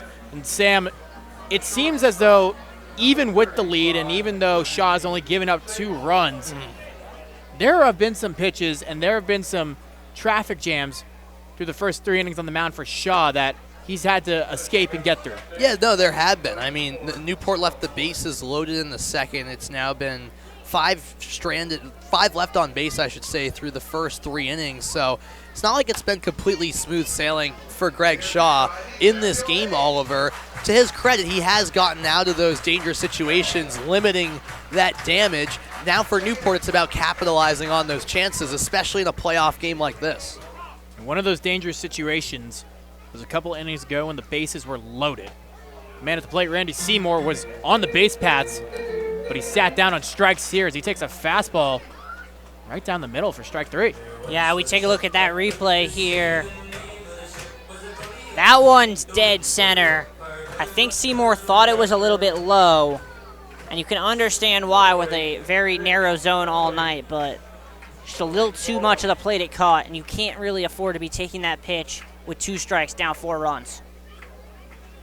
So one quick out here for Shaw, now facing Jake Burley. That strikeout to Seymour, the second strikeout for Shaw on the mound.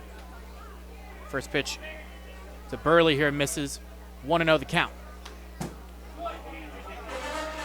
That one there, the 60th pitch on the night for Greg Shaw, so his pitch count's starting to get up there, and you wonder, especially if the Gulls are able to get another run or 2 this inning, does this game turn into a battle of the bullpens?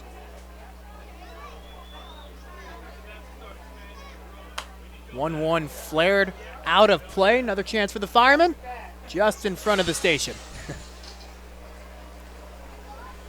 So the count now 1-2.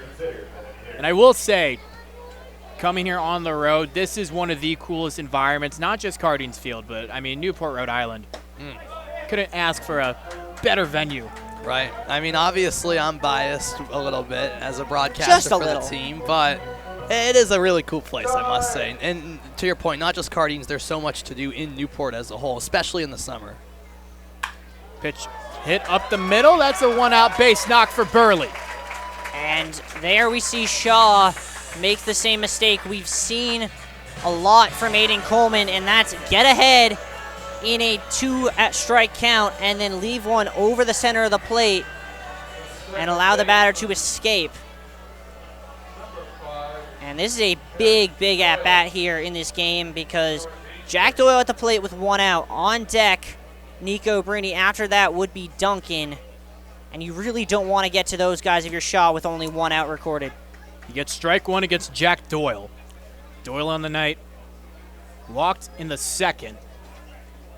And he was on first base when the man on deck, Nico Brini, flew out with the bases loaded in the second. Big cut here for strike 2. Doyle had 2 hits in that season finale against Mystic, including a monster shot to deep left field. Pitch misses here for ball 1. Shaw loves to use that fastball down and away as his put-away pitch. Problem is he's getting a little predictable with it. The Gulls are starting to expect it with 2 strikes. See what he does here in a 1-2 count. Off the face mask of Toth. That'll let Burley get to second easily. Now a runner in scoring position for Newport. I don't know, Oliver, you're a little bit more familiar with this Blue Sox team, but to me that looked like a cross-up. It looked like Toth was expecting fastball, and Shaw went with the breaking stuff. I think it hit the plate and just bounced off the mask. I was not shocked to see a slider there. I mean, that's Shaw's go-to pitch. In 2-strike counts, I think that one just got away from Toth. Well, if it hit the plate, that makes a lot of sense. The plate here is basically a trampoline. Miss here, now the count full. I'll tell you what, Burley took that pitch and Jack Doyle took that pitch, but that was the exact same pitch they rung up Randy Seymour on. So, very interesting strike zone we're seeing so far. 3 balls, 2 strikes, 1 out, runner at second. Ground ball over to O'Connor at third. What a big out, number 2 there. Yeah, massive to get there for Valley on a ball. Hit to O'Connor. Still had some work to do, but got it there in plenty of time. That second out, massive, with the lineup now flipping back to the top for this Newport team. And if you're Jake Burley there, maybe think about just another step or two towards third base, just so O'Connor has to give you the time of day. Give Jack Doyle another half second to try and beat that throw out. But once again, Nico Bruni up in a clutch spot. Could deliver the first time, couldn't in the second. Can he here? Swings through strike 1. That slider that escaped from Shaw a bit, still swung on and missed. Bruni so far 1 for 2. Led off the bottom of the first with a double and came around to score, and then flew out with the bases loaded in the second. Takes ball 1 here. The count now 1-1. Jack Burley still on at second. He reached on a 1-out single up the middle, advanced to second on a pitch in the dirt that got away from the catcher, Michael Toth.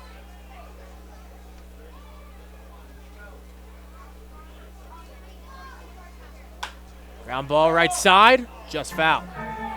That was inches from being a RBI double for Nico Bruni. That thing hit the line just in front of the bag and then kicks foul. If that just stays a little bit longer fair, it's going all the way to that little cutout at the warehouse. Burley's flying home, and Bruni has himself another RBI. Instead, as we've said so many times today, an inch one way, an inch the other, and now 1 strike away are the Blue Sox from getting out of this inning unscathed.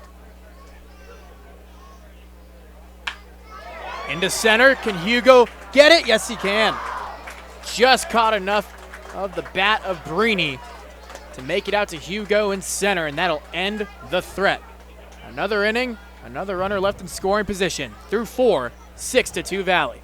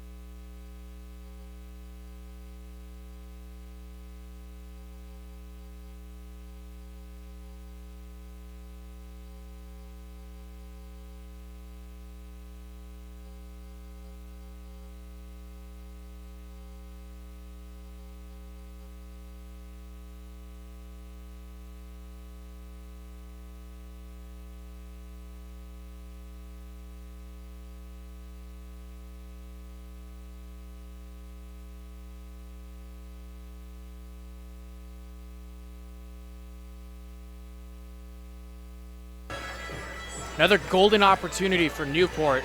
Unsuccessful. They had a runner in scoring position with 2 outs, and Nico Bruni yet again could not come through with runners in scoring position. And back out on the mound might be a bit of a surprise to see Aiden Coleman back out there 86 pitches into this outing, given his struggles with both command and giving up hits, especially of the extra base variety. Sam, are you shocked he's back out there for inning number 5? A little bit, yes. I mean, the pitch count, too, is something to be aware of. Now at 86, but I suppose it shows you, in a big moment like this in the postseason, that pitching coach Kevin Long and the rest of the Newport coaching staff clearly has the trust in him to get through 5, and that's gotta feel good for Coleman in the sense that they have the belief in him to get the job done in another inning of work, and they're clearly saying you're going all out tonight and giving it everything you've got as long as you can go. That's interesting, Sam. I kind of took the decision in a different manner as more of a necessity-based decision in that they only have a limited number of arms in the bullpen.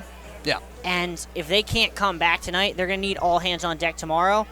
Aiden Coleman's will not be available to be used until if the Gulls were to make a second round. So his availability the rest of this series is irrelevant. Yeah. If he can give you another inning, even if he gives up a run, that payoff is probably worth it rather than having to waste a bullpen arm who then you potentially couldn't use tomorrow or later tonight. Jay Bant to lead it off. He was up at the plate with 2 outs in the 4th when Mike O'Connor was gunned down trying to steal second on a double steal. So he's back up to the plate here. He takes ball 1. So far for Bance, 0 for 1 with the fielder's choice. He was also walked in the first and then came around to score. It'll be Bance, Scarabino, Toth. The middle of the order for the Blue Sox up here in the top of the 5th, and quickly he's ahead 2-0.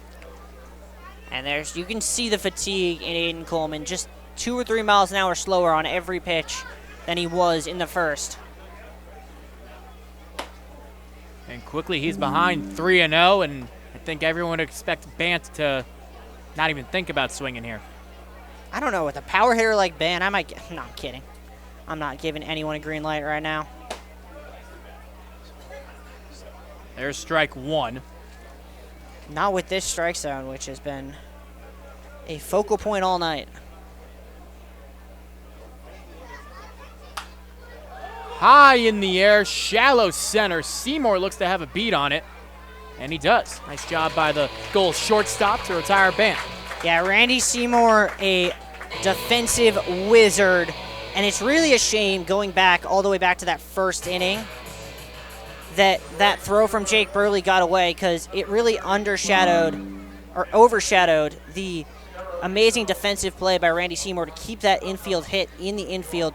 Would have saved a run. In the end, didn't end up mattering, but Seymour, an all-star this year, started the game for the East Division, and just someone who can be relied on game in, game out to be a stalwart at that shortstop position.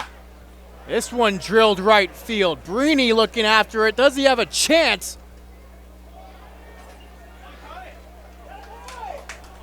He caught it. First base umpire saying it's a home run. So it's going to be a solo home run. Brini looked like he caught it. Acted as if he did. But it's called a solo jack for Scarabino, his first as a Blue Sox. And if the call stands, it's 7-2. And here comes Mike Coombs. I think that might be the night for Aiden Coleman. It will be. Yeah, it was definitely a home run. That one hit actually the top of the netting and then bounced back. Brini caught it nicely on the rebound, framed it like he was Jake Burley, but that will end Aiden Coleman's night. He gets through 4+, ends up giving up 7, 5 of which were earned. And a really uncharacteristic night for the sophomore from Pittsburgh. Right-hander starter comes out. First bullpen arm we see from the Gulls, now down 7-2. Located at 269 Spring Street, Newport.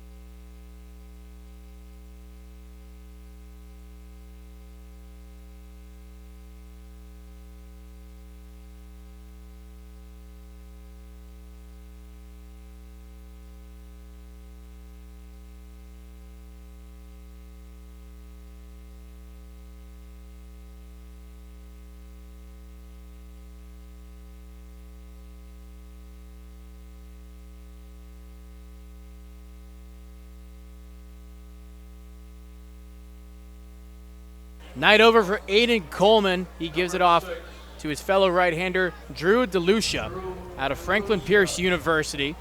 26 innings pitched this past regular season in the 2024 NECBL season with the Gulls. He had a 2-1 record, 10 appearances, no starts. ERA just north of 5.5, 25 strikeouts to 14 walks. And Sam, the job for him, keep it at 7-2, give it back to your bats to try to get back into this game. That's exactly right, Oliver, and I think Drew DeLucia understands that as well. You know, you can't afford at all, if you're Newport, to make the deficit any greater, especially at this stage of the game. And DeLucia is also a guy who has gained more and more confidence as the season has gone on. He actually pitched against Valley in Game 2 of that doubleheader here back on July 8th, where he went a couple of innings, didn't allow a single hit or a run. And he's grown into the season. His last outing at North Shore on July 25th went 4 2/3 innings, only allowing 2 hits, 1 run. Command was a little bit of an issue in that game with 4 walks and 1 strikeout, but overall, that hasn't really been a concern with him. And he's a pitcher who goes out there with a chip on his shoulder as a Division II guy and comes out with a lot of fire. These are the moments he's been waiting for. He's going to start his night off facing Michael Toth. Here with 1 out in the 5th, the first pitch just off the plate. Count 1-0. The final line for Aiden Coleman on the night, 4 1/3, 8 hits, 7 runs, 5 of which were earned, 3 strikeouts, but 4 walks in addition to that. So a rough night for Coleman here in Game 1 of this first-round series against the Blue Sox. However, for DeLucia, over his last 2 appearances, he's gone 8 2/3. Yeah. And he's only given up 1 run. He struck out 8 and only given up 5 hits. So he's the right guy to have in to try to neutralize the threat. And we'll see if he can here. He gets Toth the swing there, and the count now 2-1.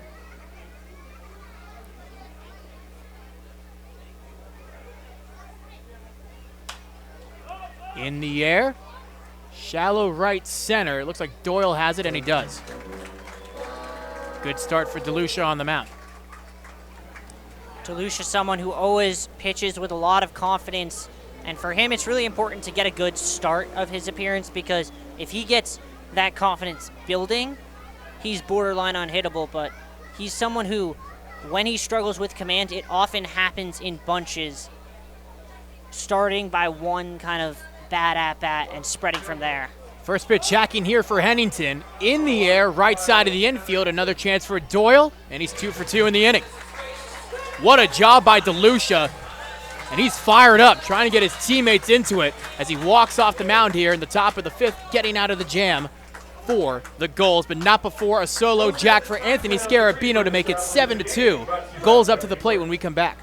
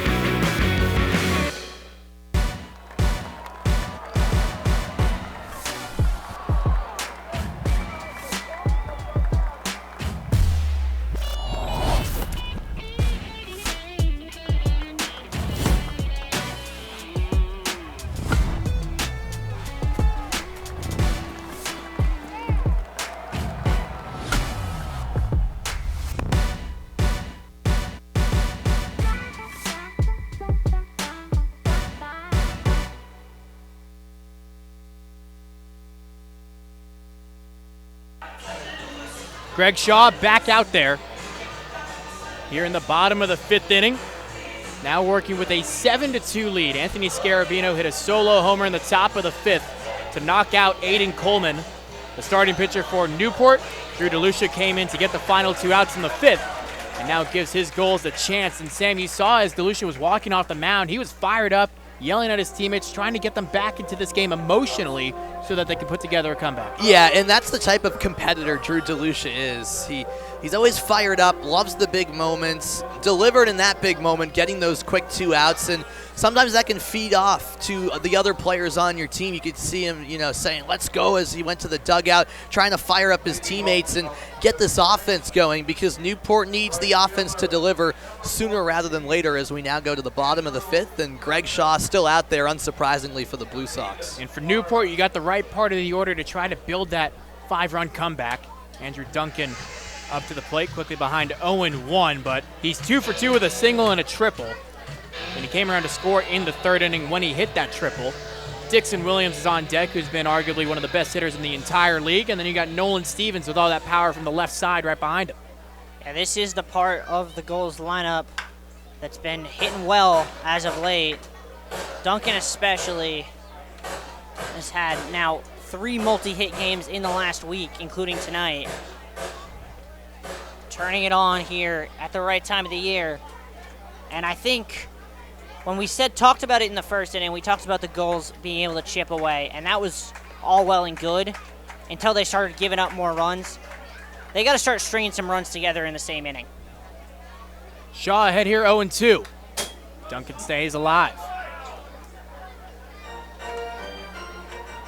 So Duncan is 2 for 2 so far. Dixon Williams, 0 for 1. He had an RBI sac fly and then drove in a run on the ground out to second. So he's 0 for 1, but with 2 RBIs. And then Stevens is 0 for 2. Outer half, called a ball. Good take there by Duncan. Count now, a ball and 2 strikes. Sorry. Shaw so far with 2 strikeouts on the night. Make it 3. Ooh, Duncan not happy. He thought that ball was definitely tipped. He thought it hit the ground first.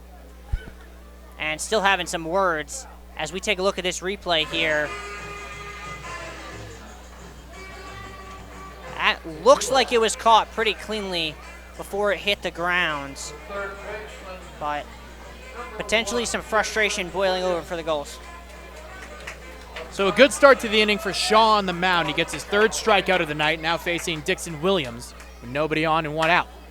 First pitch hacking for Williams.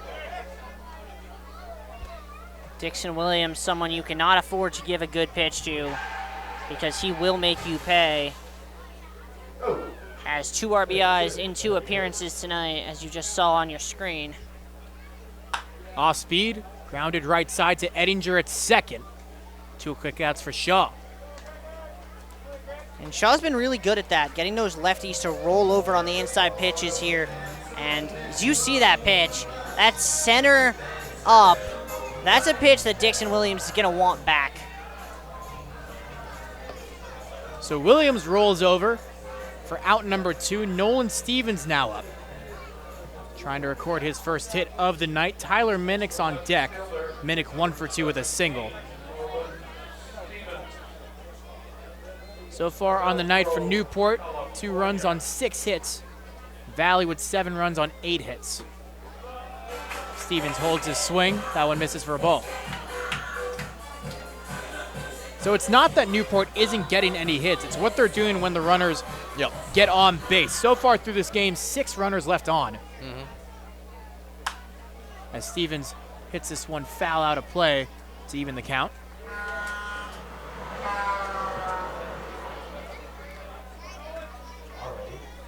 You can really just feel this crowd hoping for a big moment to be delivered by this offense, you know, whether that's a home run or a big triple like we saw from Duncan earlier. Pitch just misses on the outer half. The count now 2-1. This was a crowd that was quite rowdy at the start of this game with the pregame festivities, and then once first pitch occurred, one of the more loyal fan bases in the league. Good pitch there for strike 2. Not only that, one of the best fan bases in the league actually broke the league record for attendance in a year with 53,500 at home games in the regular season. Count 1-2. Upstairs to even it.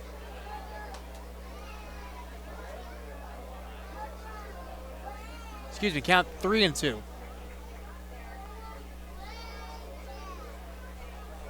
So Shaw trying to work around the full count walk. In the air, shallow left center. Vidal going back. Who's going to get there? It'll be Hennington. 5 strong innings for Greg Shaw. And the score remains 7-2 Blue Sox here in Game 1 of this first round playoff matchup.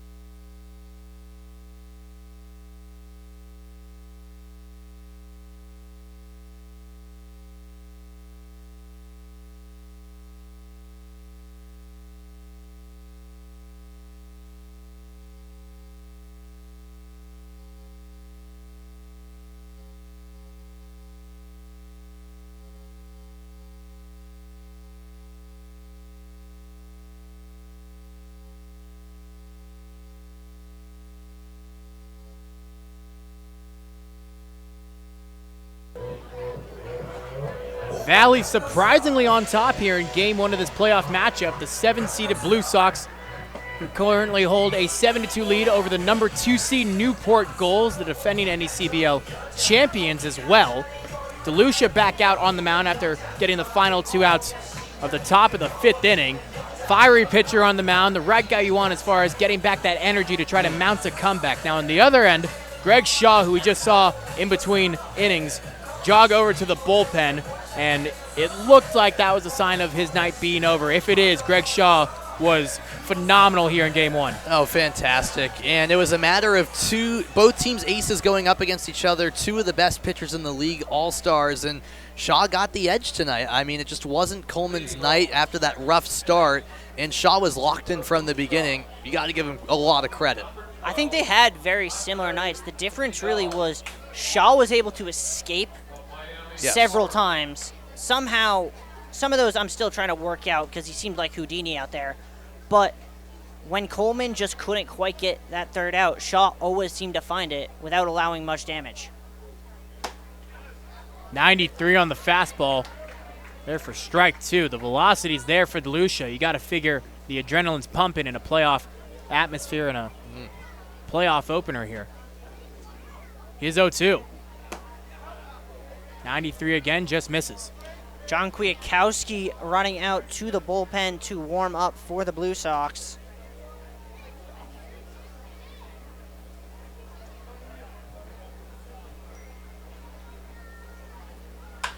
On a line, over the head of Seymour and into the left center gap.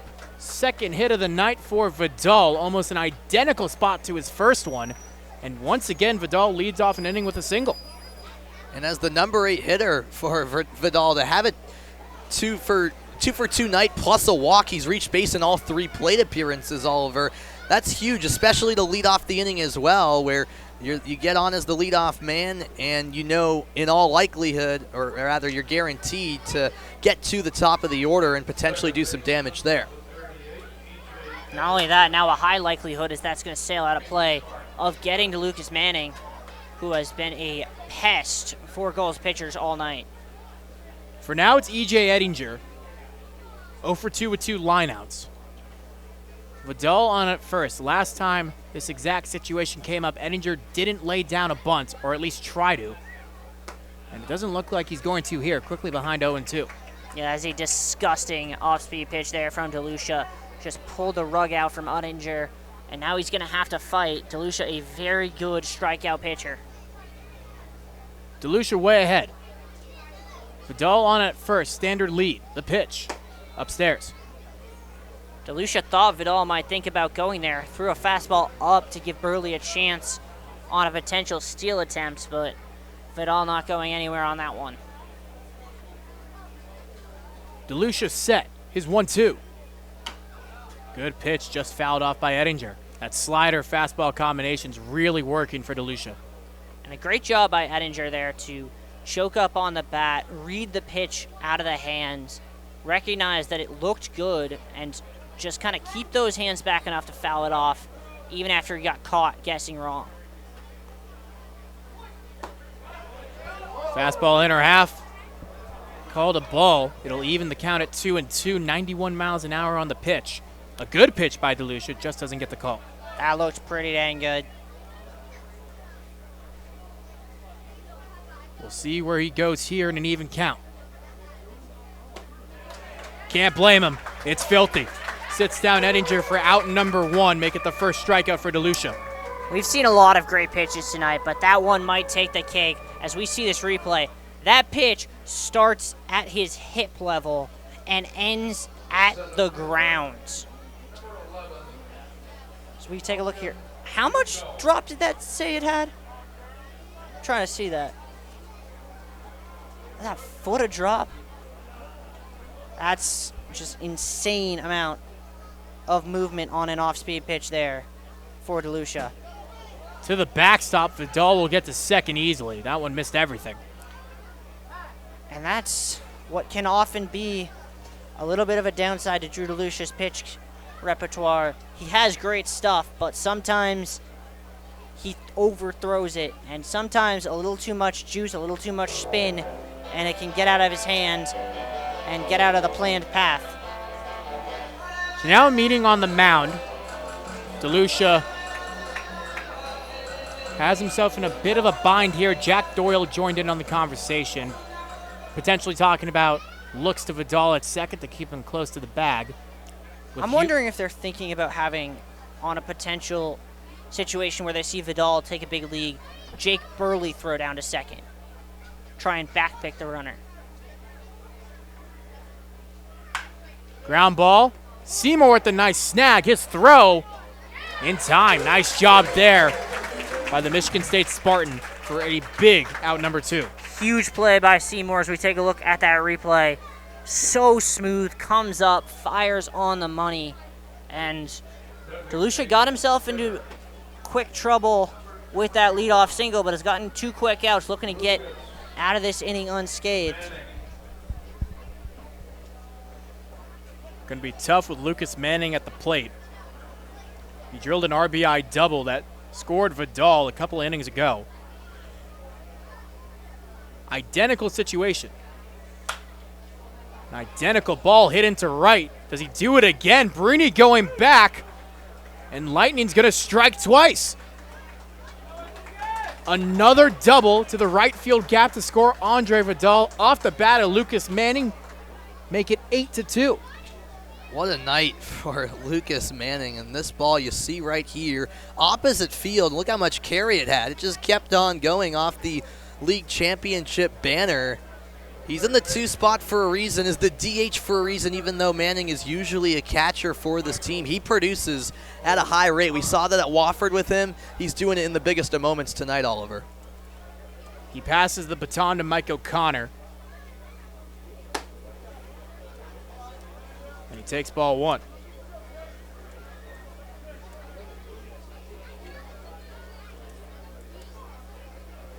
What an offensive just explosion here in game 1 for Valley. 8 runs. We're not even through 6 innings. Big wave and a miss there. Cut fastball. Count 1-1. I would say I'm surprised, but I'm really not. There's just this seemingly curse here at Cardines about the first game of the playoffs, as the Gulls have not won a first game of the playoffs here at Cardines since 2018. Pitch misses upstairs for ball 2. Of course, last year in the 1-8 matchup, Ocean State surprised everyone by winning here at Cardines in game 1. Newport went on to win the next 6 games to win the title. So the best of 3 series, means you're definitely still alive if Newport can't come back in this one, but you don't want to find yourselves in that situation. And the off-speed misses for ball 3. Just like that, O'Connor ahead 3-1. DeLucia had such a solid start to his appearance, getting 2 outs in the 5th. And he gives up the lead-up single to Vidal, strikeout of Ettinger. Gets Hugo to ground out, and then Manning makes him pay. Yeah, his mistake was throwing a pitch to Lucas Manning. The way that DeLucia's been throwing, the way Manning's been hitting,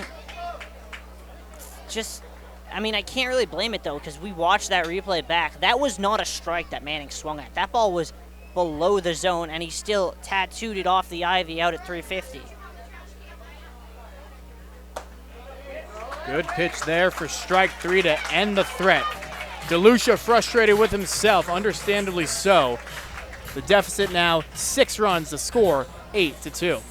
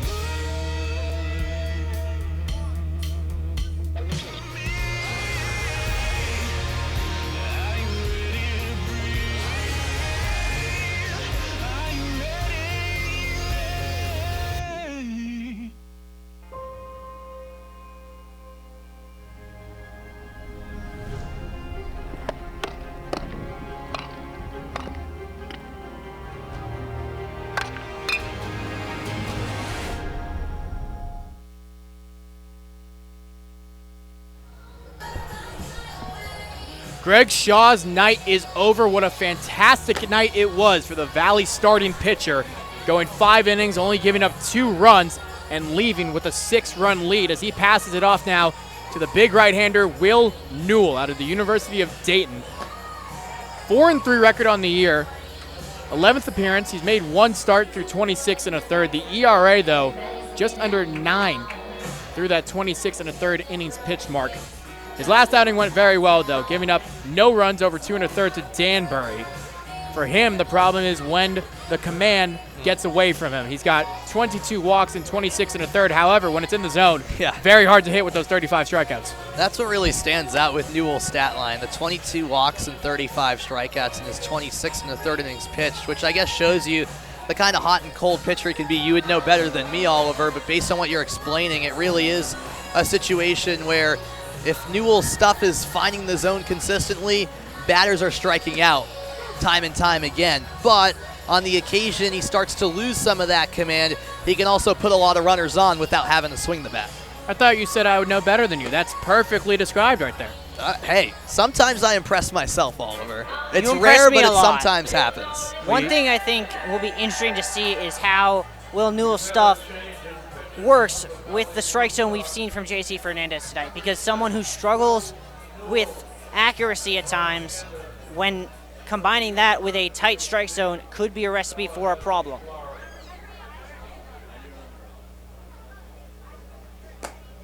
First pitch just misses. A good miss for Newell to Tyler Minnick.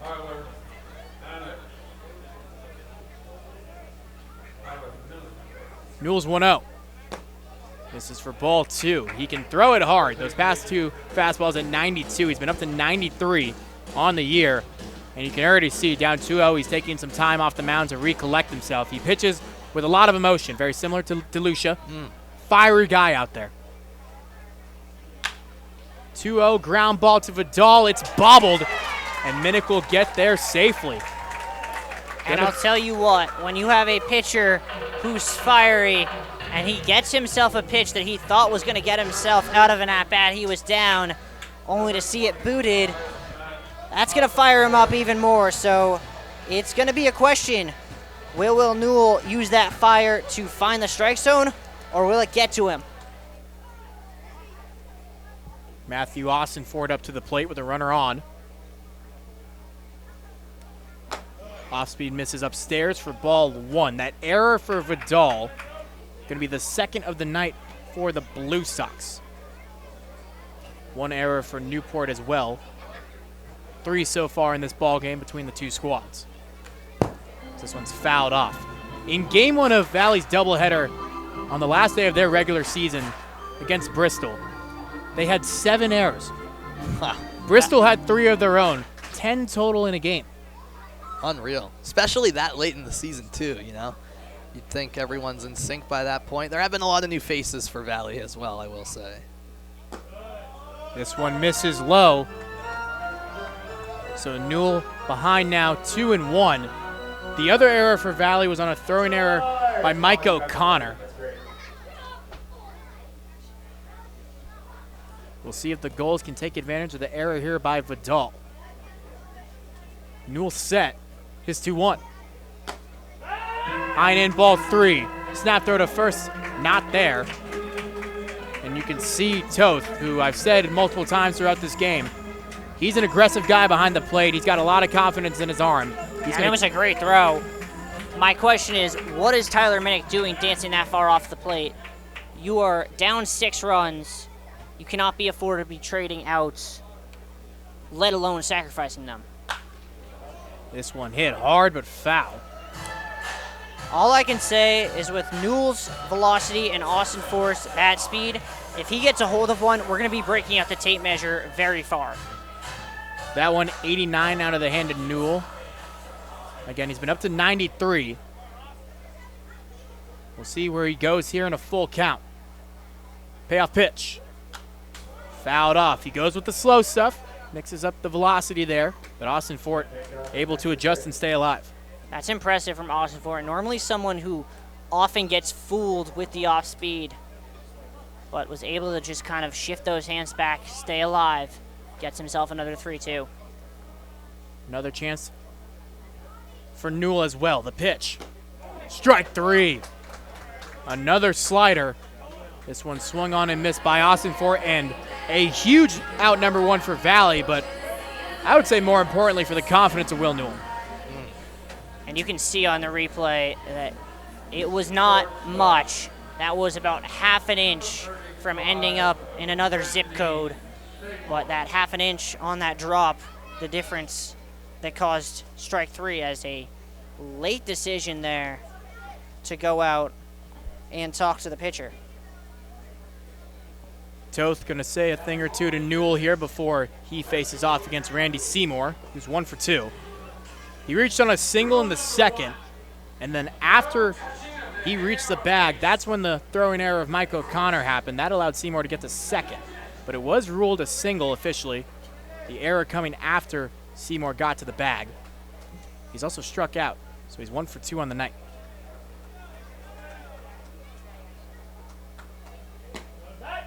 So thought about it again, holds on to it here, ball 1. Seymour, the only player tonight to have been struck out looking in Fernandez's strike zone, and was not happy about it after that at-bat. Minnick has 2 stolen bags this year. This one drilled but foul. Just out in front of it is Seymour. I would venture to say an inside fastball will not be thrown again.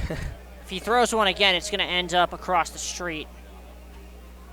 Because Seymour was sitting on it and sent that thing a long way. 1 ball, 1 strike, 1 out. Ground ball hit foul down the right field line. And Newell got away with one there. He didn't throw it inside, but that was still a fastball pretty dead center. So the count now 1-2. Gulls looking for any sign of life offensively here in the 6th inning. Down 6 runs to the 7-seed Valley Blue Sox. These two teams split the season series a game apiece in that doubleheader earlier this month. And Seymour stays alive, look out. Mercy. That thing almost took a head off down there. Everyone okay, as it managed to avoid the numerous spectators here at Cardines. 1-2 again. Misses the even at 2-2. The Valley faithful to our right thought it was strike 3, and they made that known. Looks pretty good, Sam. Yeah, that's one of those borderline pitches that, to be fair, has mainly been called a ball tonight. That's just how tight the zone has been. Count now 2-2. Newell fires. He's really got to stay away from that inner part of the plate. That's twice now that Seymour's almost made him pay. And perhaps third time would be the charm if Newell was bold enough to deliver that same pitch another time, because Seymour, as exemplified the last couple of times, can clearly pull that down the line. It's a matter of whether or not he can keep it in fair ground. Well, that one's a little straighter, so I think the next one might stay fair. We'll see if it does here. Close miss again, outer half. That's a great take from Seymour there with the off-speed stuff. Might have gotten away with taking a borderline pitch at 1-2. Took a good one there at 2-2. Now the 3-2. Payoff pitch. In the air center field. More than enough room for Hugo, and that'll be out number 2. That slider proved to be the difference there. Outer half got Seymour out in front of it for a big out. Yeah, Seymour was sitting fastball. All he could really do was throw his hands at it, and that's never going to challenge someone the caliber of Hugo. So here's Jake Burley, 1 for 2 on the night. He flew out to Jay Bant at first base and then followed that up with a single a few innings later. Tyler Minnick is still on at first after he reached to lead off this inning on the error by Andre Vidal at shortstop. Gulls still chasing 6 here in game 1. Swing and a miss. Another snap throw to first. This one in time! Michael Toth, do it yourself. to get out of the inning. We're through 6. The score 8-2. What a throw from behind the plate.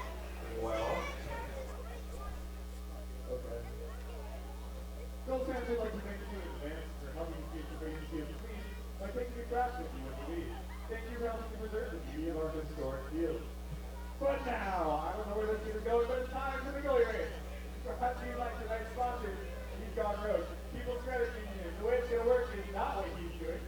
They're all lined up on the line. The line tells them to go, but not yet. We're going to run out the goalies, who I think we put at a harder distance for playoffs. First one, the goalie event is going home with the ice cream ambassador, courtesy of the union. So, count down, Gulls fans. 3, 2, 1, go!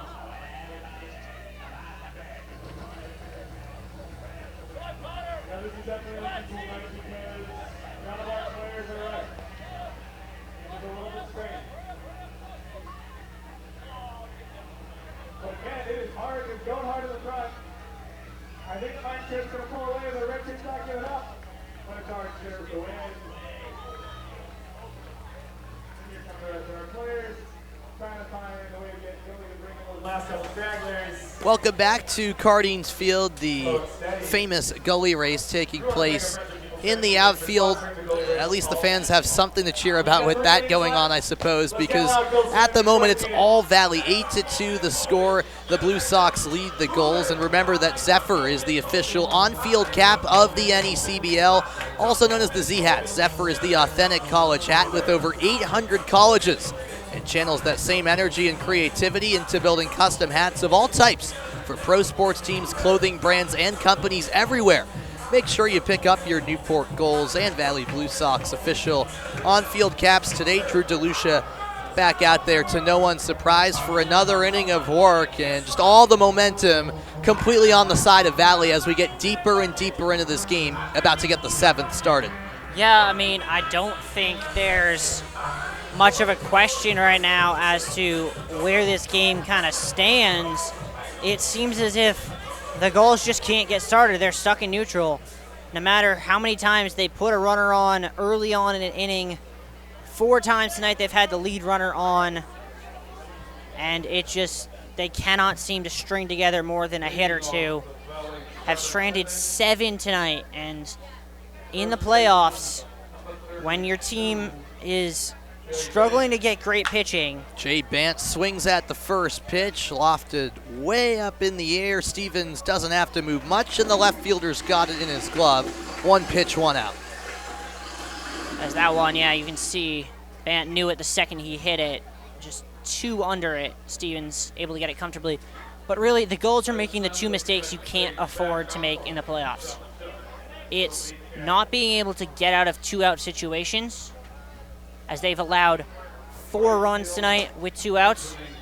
And it's, stop me if you've heard me say this about the Gulls before, not being efficient and leaving runners on base. That's 7 now in 6 innings. Want to know the count to Anthony Scarabino, and the heater at 91, down and away. Scarabino, the number 5 hitter, is having an unreal night. 3 for 3 with a double, a single, and a home run. So he is a triple away from hitting for the cycle. And the same result on the 2-0 pitch, which sails outside. Michael Toth, the on-deck batter for the Blue Sox. Game 2 of this best-of-3 series will be tomorrow in Holyoke, as the 3-0 pitch finds the zone. Outer half, J.C. Fernandez calls a strike. And if this result holds, of course, it'll be a chance to clinch at home for the Blue Sox. The Gulls will have to hope to win on the road to force a Game 3 back here in Newport on Saturday, as it's sliced foul off to the left side. The count now full to Scarabino. DeLucia doing a good job once again, battling back from being down 3-0 in a count. Can he put the batter away? He struggled in this situation before. Payoff pitch. Goes with the fastball, fouled away. So Scarabino stays alive, trying to make it a 4 for 4 night. As you remember, just an inning ago, he was in this exact situation, down 3-0, then got back to 3-2 with Vidal. Vidal ended up singling, came home to score on another double by Manning. Can he get redemption? The 3-2 over again, and the same result. Off the end of the bat, Scarabino lunged out, continues to extend this plate appearance.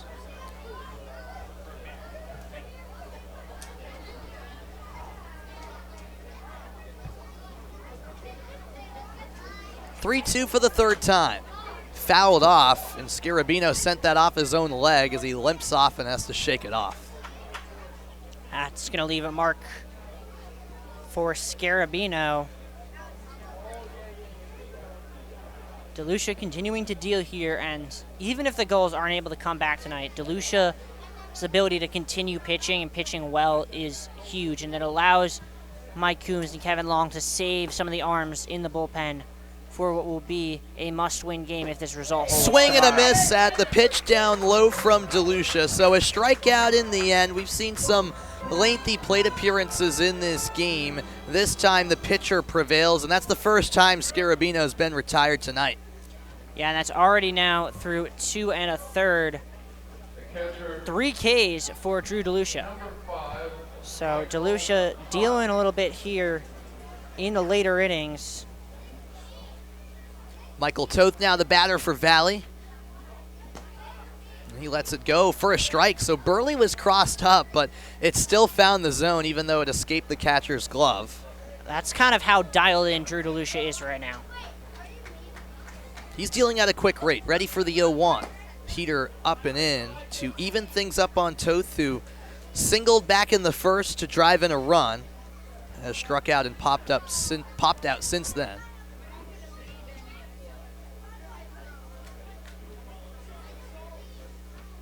1-1 delivery. Fouled straight back by Toth. Kyle Hennington is on deck for Valley if it gets there. DeLucia hoping for a 1-2-3 inning, which we haven't said for Newport defensively tonight.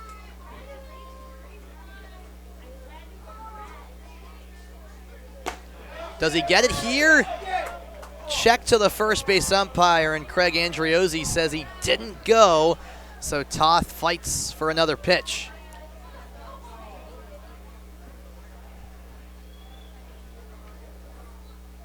2-2 to Toth. Got jammed. It might work out, though. The blooper drops in front of Andrew Duncan. And we still have no 1-2-3 innings recorded for the Gulls tonight as Toth extends this frame. Might have been unorthodox there, but it's still got the job done to get on base. And as you said earlier, Oliver, that's kind of the night it's been for Valley. They're just finding ways to get on base and get it done. When one falls, they all fall. That's kind of been the theme of the night offensively for the Blue Sox. 11 hits here in game one. Yeah. Down by the feet. That clipped Hennington. He struck by the pitch. So it went from being on the verge of a rather straightforward 1-2-3 frame for DeLucia to now quickly putting 2 runners on for the Blue Sox. Now the hope is that Hennington's all right. He's going to walk gingerly down the baseline.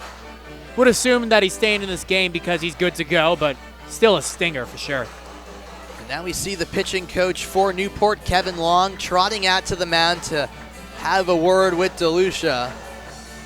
And in the situation Newport's in, you would hope that DeLucia goes as far as he can in this game just to preserve those arms going forward, because the way it's trending, if Valley can hold on, Newport will have its season on the line tomorrow and will be hopeful to force a Game 3 back in Newport on Saturday. So either way, if you extend your season, it's going to be a busy stretch coming up. Yeah, I think I would expect that as long as DeLucia's arm doesn't fall off, and assuming the Gulls don't mount some sort of major dent into this deficit in the 7th, that DeLucia probably has the reins as long as he can go tonight, because I don't think the Gulls coaching staff is going to want to spend another arm, considering DeLucia's already thrown enough pitches that he won't be eligible to pitch again in this series. So the downside to having him pitch the rest of the way isn't really there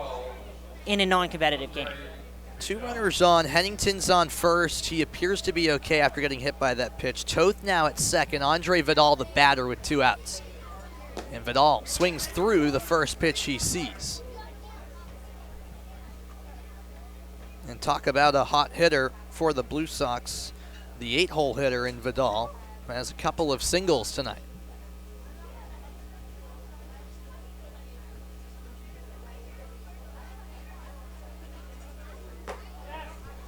On the inside corner, a strike called. That's one of those borderline pitches that have tended to go the way of the batter, not this time. He's been a little bit wider with the strike zone on off-speed pitches. DeLucia maybe knows that. Wouldn't be surprised if he goes back to that sinker we've seen used for 2Ks already tonight. Here it is on the 0-2. Right down the middle, strike 3 called, Vidal frozen, and that's how the inning comes to a close. A couple runners stranded. It's an 8-2 Valley lead. Newport's bats have to get going soon. In the Eisenberg School of Management, we really value experiential learning. By the end of their time here, the students have a portfolio that they can go out with and say, here's what I've done. Here's the clients that I've already worked for. Our alumni are in constant engagement with our program, providing career guidance, insights. So all of our students are able to take advantage of an unparalleled alumni network before and after they graduate. Your involvement with the school doesn't end when you graduate. We have a lot of UMass Amherst alums at Gillette Stadium. We know the type of employee we're going to get when we hire someone who's graduated from this program.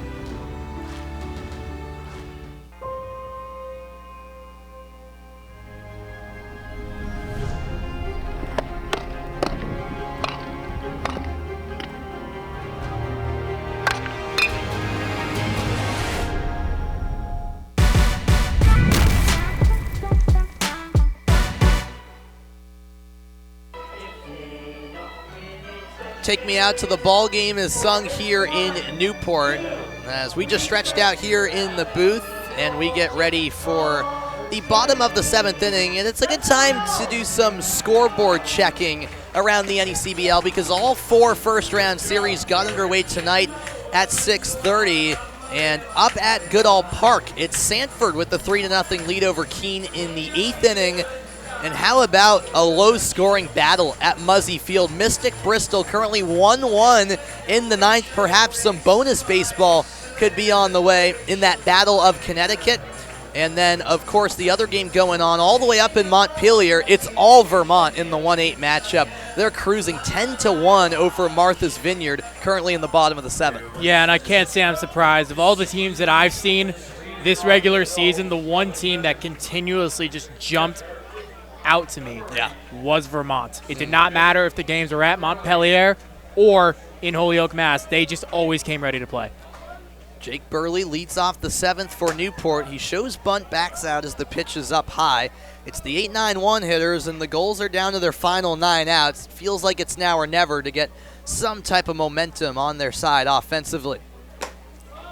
Yeah, this feels like it could be the game right here. I mean, you think about it, if the Gulls aren't able to get something going, this is probably the last time you're going to see guys like Nico Brini get at-bats today. But on the other hand, if there are some pitching problems, you could see a situation where the top of the lineup comes on with 2 on, nobody out. 3-0 to Burley. Newell hoping to find the strike zone this time. He does not. Up high, a 4-pitch walk, and that's a positive way to start the inning if you're Newport. Call me crazy, but I'd be willing to put good money on the fact that Jack Doyle has a take sign right now. That would be a safe bet after Newell failed to find the strike zone in his first 4 pitches of the inning. And Doyle was walked back in the 2nd inning. Has that plate discipline capability, now 14 walks in 26 games played this summer for Newport.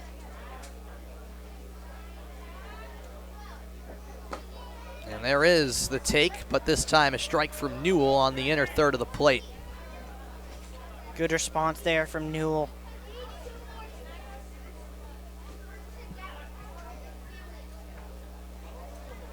The 0-1 pitch from the 6'7 righty. Fastball looped over the head of the shortstop Vidal.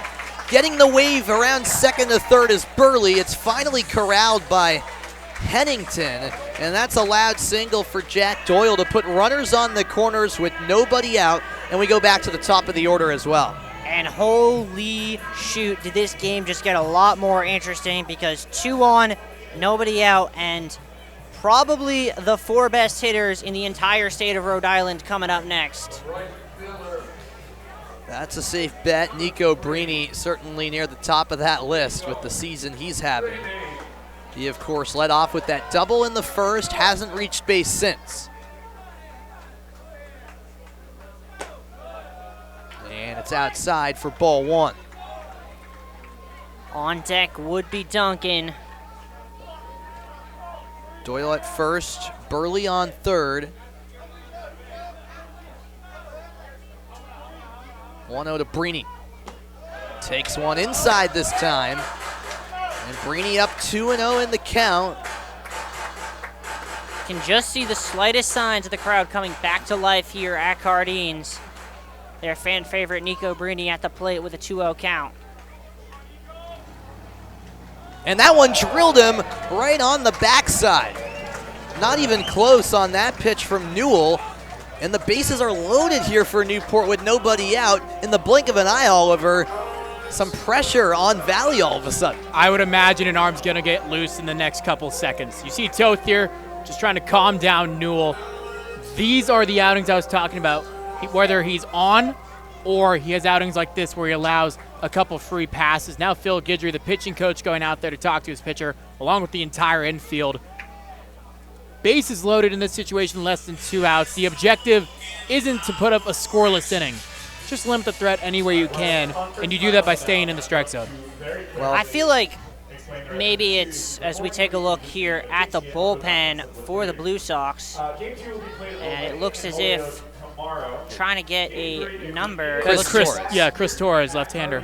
Chris Torres will be warming up. But I feel like, Oliver, I kind of have the number in my head at 2. I feel like 2 or less, and you're happy if you're Valley. Anything more than that, you're probably a little bit frustrated. Big thing is to just not give Newport momentum, especially the dude who's walking up to the plate. He's 2 for 3 on the night. And now he's got the bases jammed, and he can do a whole lot of damage if he gets a hold of one. A single and a triple so far for that man you mentioned in Andrew Duncan, who has a renewed sense of confidence at the plate at just the right time of the season. Duncan, not someone you can pitch around, though, because after him, Williams and Stevens. And the first pitch nearly drilled him in the head. Newell, after that mound visit, still having those command issues. And the Gulls bench starting to chirp a little bit. They're worried about their players and maybe have a little reason to be so. The 1-0 delivery.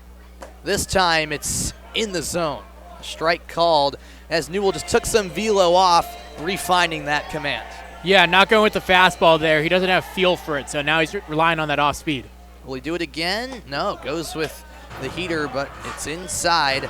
2-1 to Duncan. Brini's the runner at first, Doyle at second, and Burley at third. Still nobody out in a pivotal bottom of the 7th. In the air, right side. Heading towards the Cardines Field scoreboard. Bant tracking it. It's off his glove and down. A foul ball as that landed a few feet from the line. So Bant just couldn't quite track it, and Duncan gets a second life. That would have been one heck of a play by Bant. Trying to track that ball over your shoulder, running away from the field of play. It's just so difficult, especially with all the obstacles down there on that first baseline. But a second life for Andrew Duncan, and he's not someone you want to give extra chances to the way he's swinging the bat right now. And if he gets on, that guy on deck can do even more. Oh, yeah. And he's one step closer to getting on because that's ball 3 to make the count full. That man on deck you mentioned, the NECBL batting average champion in the regular season in Dixon Williams. Payoff pitch. Hit in the air, high and deep to center field. It's back, and it is gone! Andrew Duncan, a grand slam! Wow. Andrew Duncan unloaded on that pitch, and all of a sudden we have ourselves a ball game here at Cardines. In the blink of an eye, it's an 8-6 ball game, and the Gulls are right back in it, and Cardines is jumping. Okay, so I said Dixon Williams would come up to do a whole lot more damage. Now, mathematically, that's not possible because Duncan just cranked the ball. My goodness. And just like that, it's a 2-run game. His third home run of the season comes in the biggest of moments. And that completely changes the complexion here in the 7th.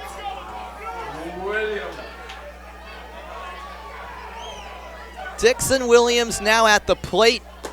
Ball 1 up high as Newell remains in this game. And a lot of the fans are on their feet. And this place has a whole new sense of energy to it after it sounded dead in here just an inning ago.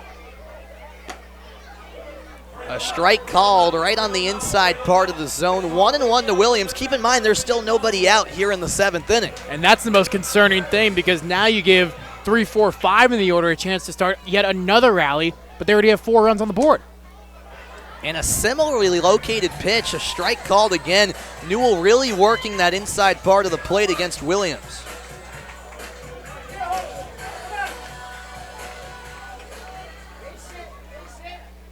One, two. On the ground, through the middle, it bounces off the bag and escapes out to center field. Dixon Williams reaches with a single, and the tying run is coming up to the plate for Newport. And all of a sudden, this game has shifted on a dime. I mean, you said it, Oliver. Sometimes when it rains, it pours. That one was a seeing eye single. Looked like there was a chance Vidal had a play on it. Then it kicks off the bag, and as you mentioned, Sam, Nolan Stevens at the plate representing the tying run of a game that about 3 minutes ago was a 6-run game. And all that power that I was talking about with Nolan Stevens, that power might tie the game up if he gets a hold of one. First pitch to Nolan Stevens down by the feet. And what a game this has turned into. Playoff baseball at its finest here in the NECBL.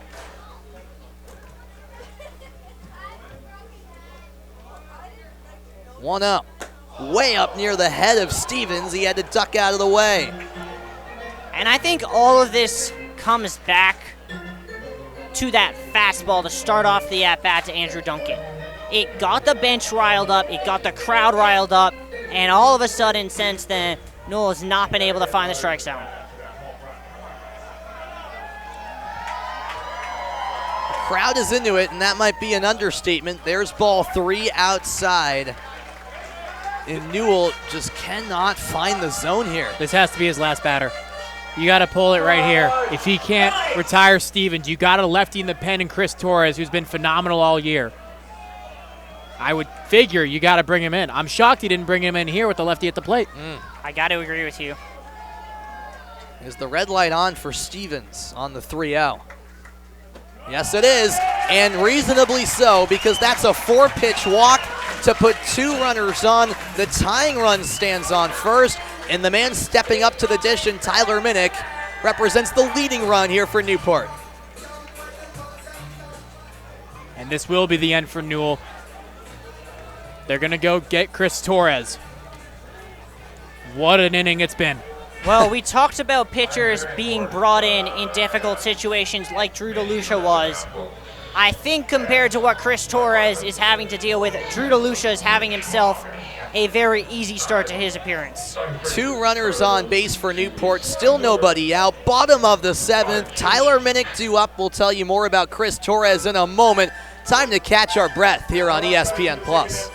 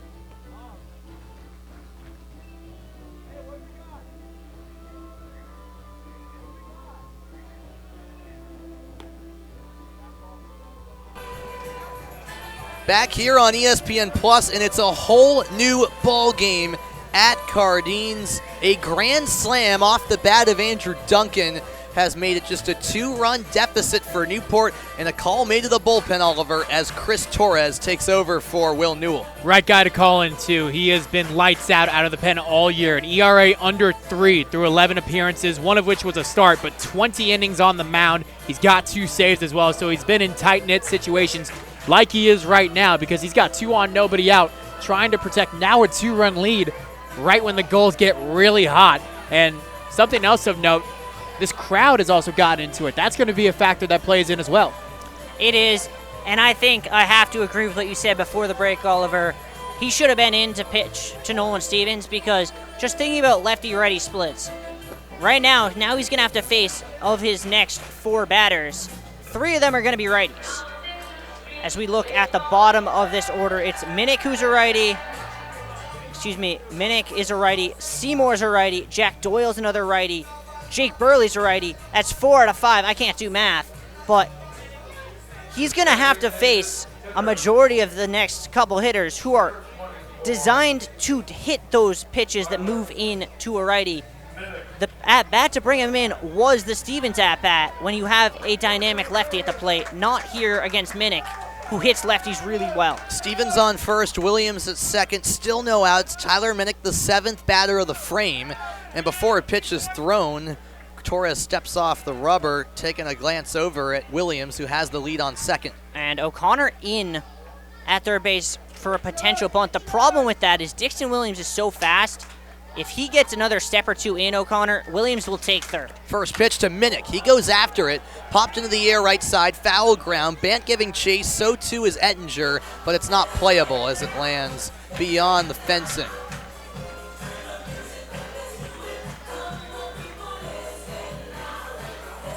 And another thing to note, Drew DeLucia's day probably done now, as we just saw Ty Stark sprint to the bullpen. The Gulls' best reliever warming up for a potential game-deciding appearance. Upstairs, it's ball 1 to even things up on Minnick. Matt Ossenfort on deck. Newport has hit 2 grand slams against Valley this season. And the man on deck in Ossenfort was the other one who hit it back on July 8th. And if Minnick gets on, it would set up that scenario. And he powers this one deep to center. Backing up is Hugo, and it is off the fence.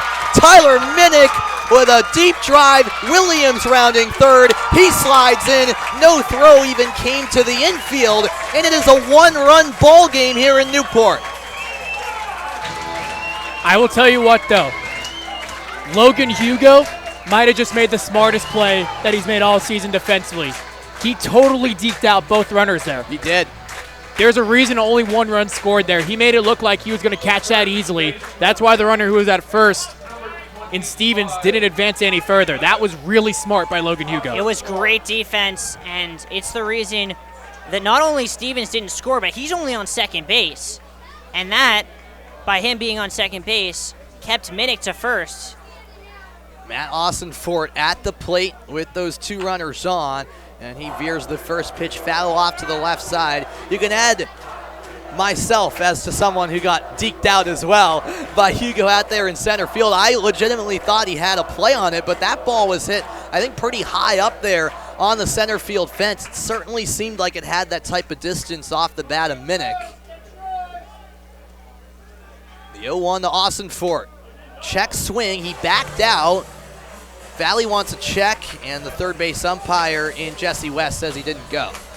Just remember, if Valley wins this game by 1 run, remember that play by Logan Hugo, because that could very well be the difference. Well, I'm thinking about that, and I'm thinking about Jake Burley's throw down the third baseline back in the first, which looms really large right about now. 1-1 from the lefty. Fouled straight back by Ossenfort. And this has turned into a game that feels like it could have some more drama in the final stages. Just what the did I way say it's in the played out. fourth? Something about this being a battle of the bullpens? Torres, the 3rd Blue Sox arm utilized in this game.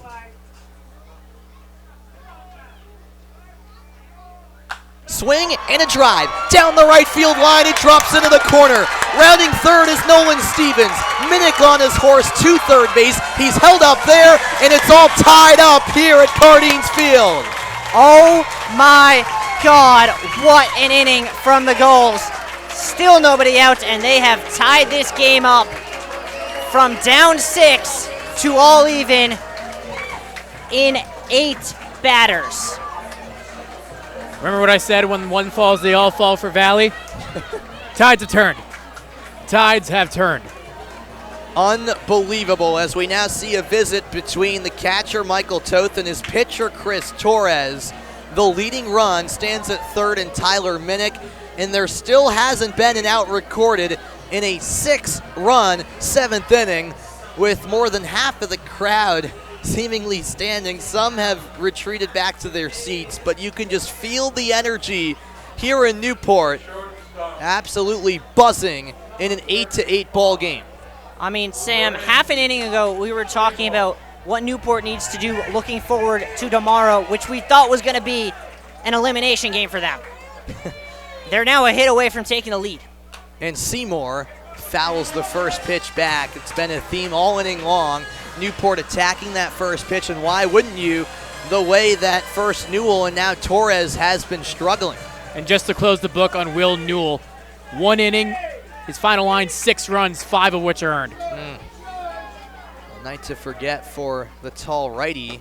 Now it's the lefty Torres. That's a strike on the bottom corner to Seymour, who is the final batter that we had yet to see before he stepped into the box. The on-deck man is Jake Burley, who led off the inning with a walk.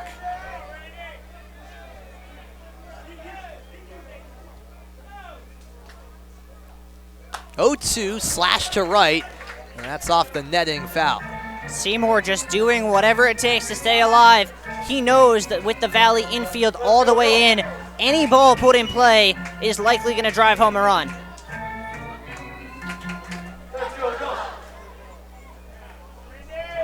0-2 it remains to Seymour.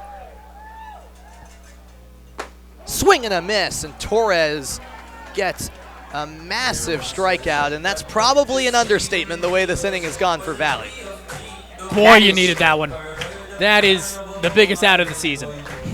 You just proved that you can get an out in this situation, which that may not seem important in the grand scheme of things, but, I mean, talk about a snowball effect. You just put an end to it. Lawson Forts at second, Minnick on third. This is Burley's second plate appearance of the inning. And he goes after the first pitch, a foul ball.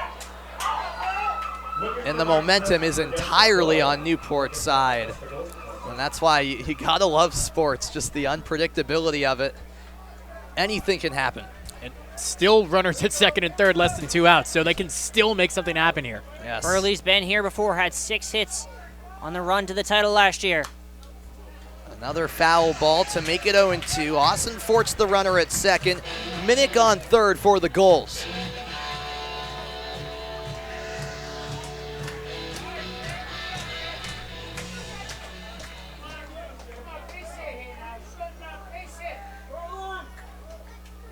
Burley choking up on his bat. Swing and a miss. Back-to-back Ks for Chris Torres. And all of a sudden, the lefty has gained some confidence out there on the hill.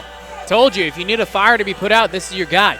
He's been good all year. You can't blame him for coming into a situation with runners on, and you also can't blame him that Newport is having the hottest inning, arguably, of all year. I obviously haven't been to all the games, but I'd say this is up there. So I'd say this or that inning in that comeback against Bristol.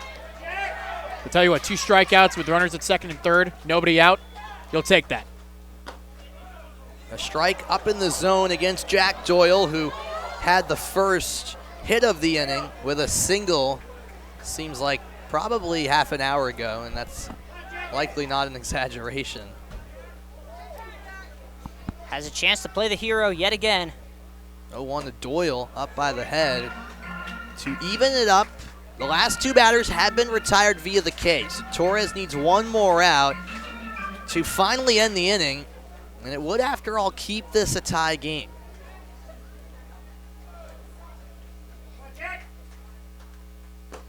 inside, 2-1 on Jack Doyle.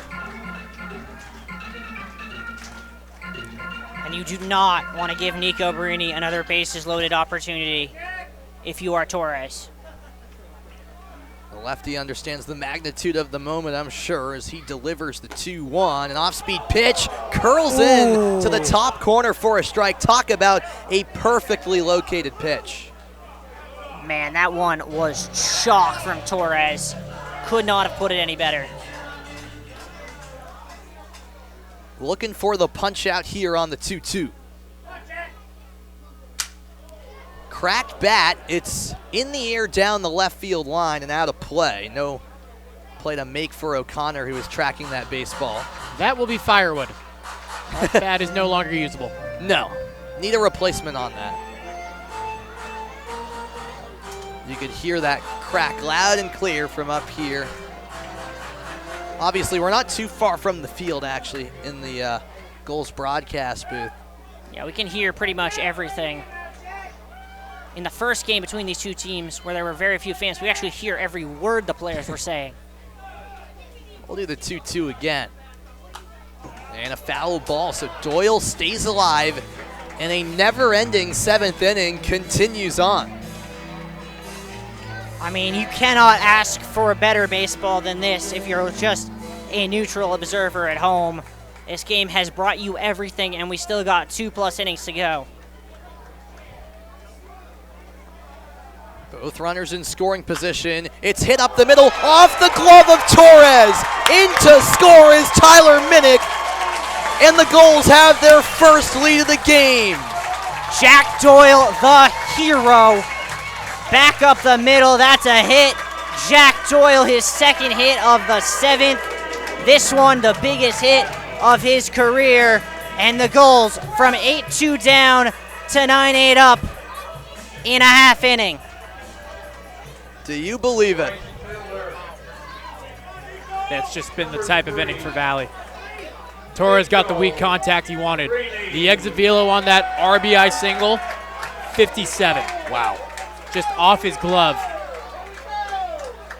And now we go again to the top of Newport's order with Brini. He lays down a bunt.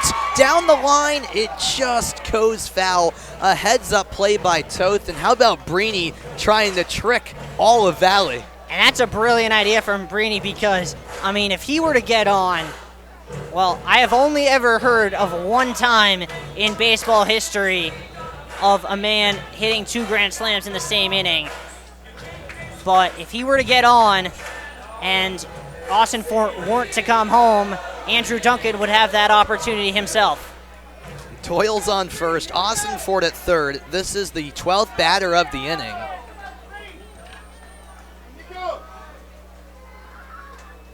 Oh, 1 to Brini. Fouled off. Yet another 2-strike at bat in this inning. I mean, we think back to how many crucial ones there have been. Jack Doyle just produced with 2 strikes. Andrew Duncan's grand slam was on a full count pitch. We'll see if Brini can continue the trend. A 7-run 7th has catapulted the Gulls into the lead. Trying to extend it is Brini. Way outside. Good job there by Toth to get out of that crouch and keep that one in front of him. Prevent any more advancement of runners.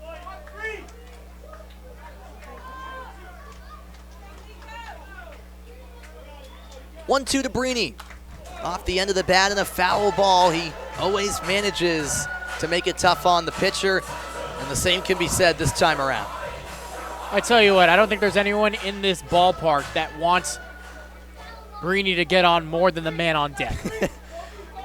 That's Andrew Duncan, who lit this crowd on fire with the grand slam. And Brini lifts it to left field. Matt Austinfort cruising in from third, and the inning continues. The lead is extended. It's 10-8 Newport. This might be one of the best innings I've ever seen from a team offensively at any level of baseball. I have never seen this before. 8 runs now and now you have the man at the plate who drove in 4 of them on one swing. And I have a little something about Andrew Duncan. Not only does he have the opportunity to drive in more runs, he's a double away from a cycle himself. He is. A single in the first, a triple in the third, and a grand slam in this very inning. He's the 13th batter of the frame with 2 outs. Up the middle, will it get through? No, the snag made, and Ettinger flips it to Vidal, who held on much to the relief of Valley. This crowd is the loudest it's been all summer long, and with good reason. An 8-inning 7th has Newport leading 10-8.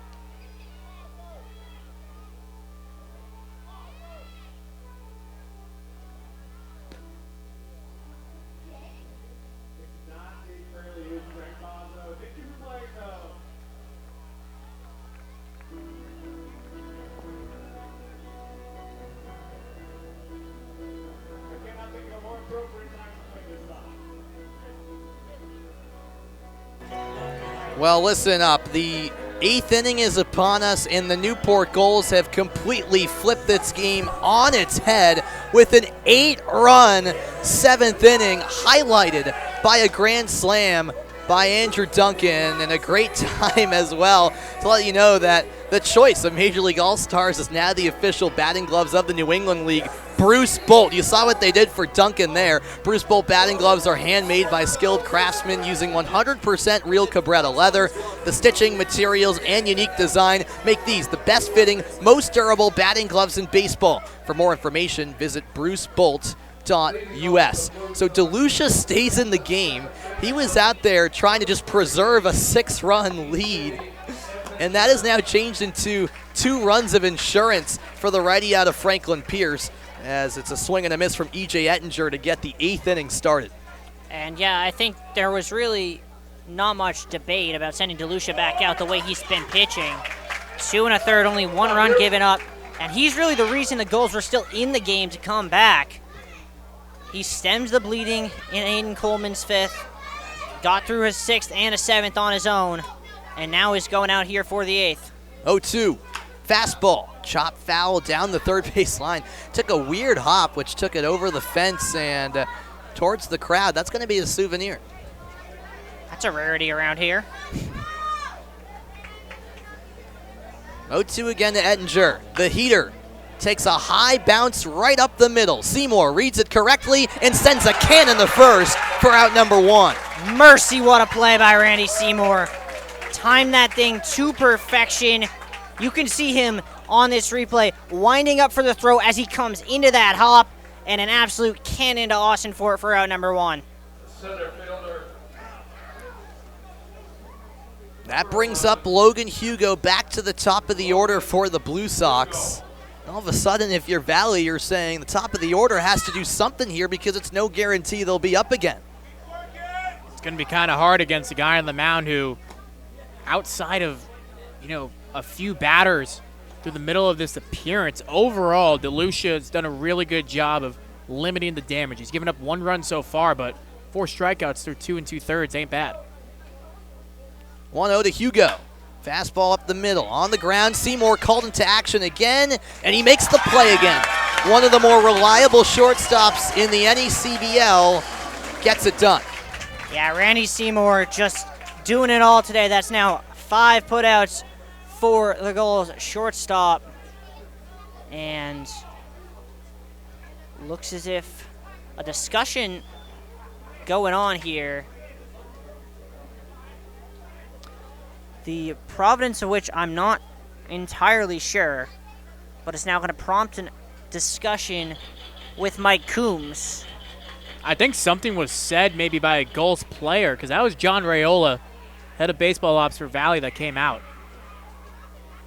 Not sure, though. Speculating. That seems like it couldn't be an unfair assumption, considering how amped the Gulls have seemed in the last inning or so. Well, the stakes are higher in the playoffs. The passion on full display. Lucas Manning, the man facing Drew DeLucia here with 2 outs, nobody on. And DeLucia really just has one job, which that pitch is not going to give great hope to Gulls fans for, with Lucas Manning, and that's to avoid him getting yet another double. Yeah, already has a couple to his name, was also hit by a pitch to get on in the opening inning. 0-1 for the DH. Fastball just misses. Talk about a close call. And the crowd, which was half asleep an inning ago, is now screaming at Fernandez that should be strike 2. Instead, 1-1 for DeLucia. And the breaking ball catches the inside corner. What a bounce back. I don't blame Manning for being upset. That was another borderline pitch that was a little higher, but I thought that was a makeup call, to be honest. He goes with the heat here. Hit to the right side of the infield. Doyle bobbles it at first, recovers in time.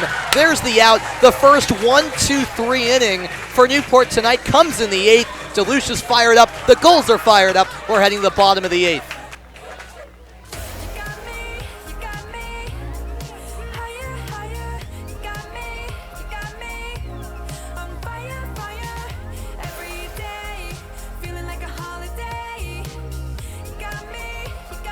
At the time, I was a firefighter in Little Compton, and I was teaching a lot of classes. And being up there at 330 pounds was somewhat hypocritical.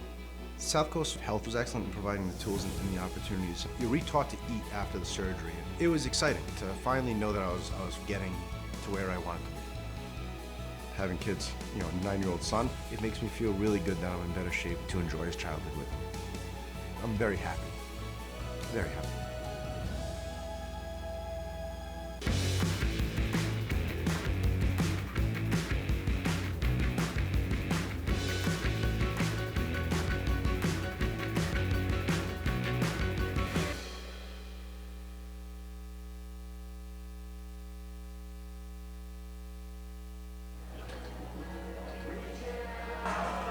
So we're back here in the bottom of the 8th inning, and a bit of a weird start to this frame because Chris Torres, Oliver, was going to re-enter, but then Valley said, actually, we're going to go deeper into our bullpen, and so a new arm is coming into the game for the Blue Sox. Naveen Narayanan is coming in.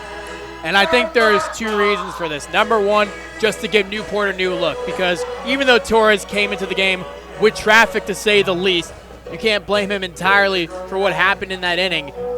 He did give up 4 hits. Obviously, Newport picked up on something with them. So to give these Gulls a different look, to maybe get a cleaner inning for Valley, is why you're bringing Narayan. And number 2, you got to think ahead. You don't want to burn Torres, who's been a high-leverage reliever for you all season long. If push comes to shove, this game goes in the way of Newport, tomorrow it's all on the line for Valley. I wouldn't be shocked at Torres as he at least warmed up in the bullpen. Sure. So just to preserve him a little bit, that's why you got Narayanan in the game now. Narayanan was added to the roster July 14th, so he was not part of this Valley squad when they took on Newport in that doubleheader back on July 8th against Newport. He's a rising junior at Amherst College, one of the better D3 programs you'll find. He's from Malvern, Pennsylvania. He's made 3 appearances so far, one of them being his start. His ERA just north of 8, 7 2/3 innings in the books for him.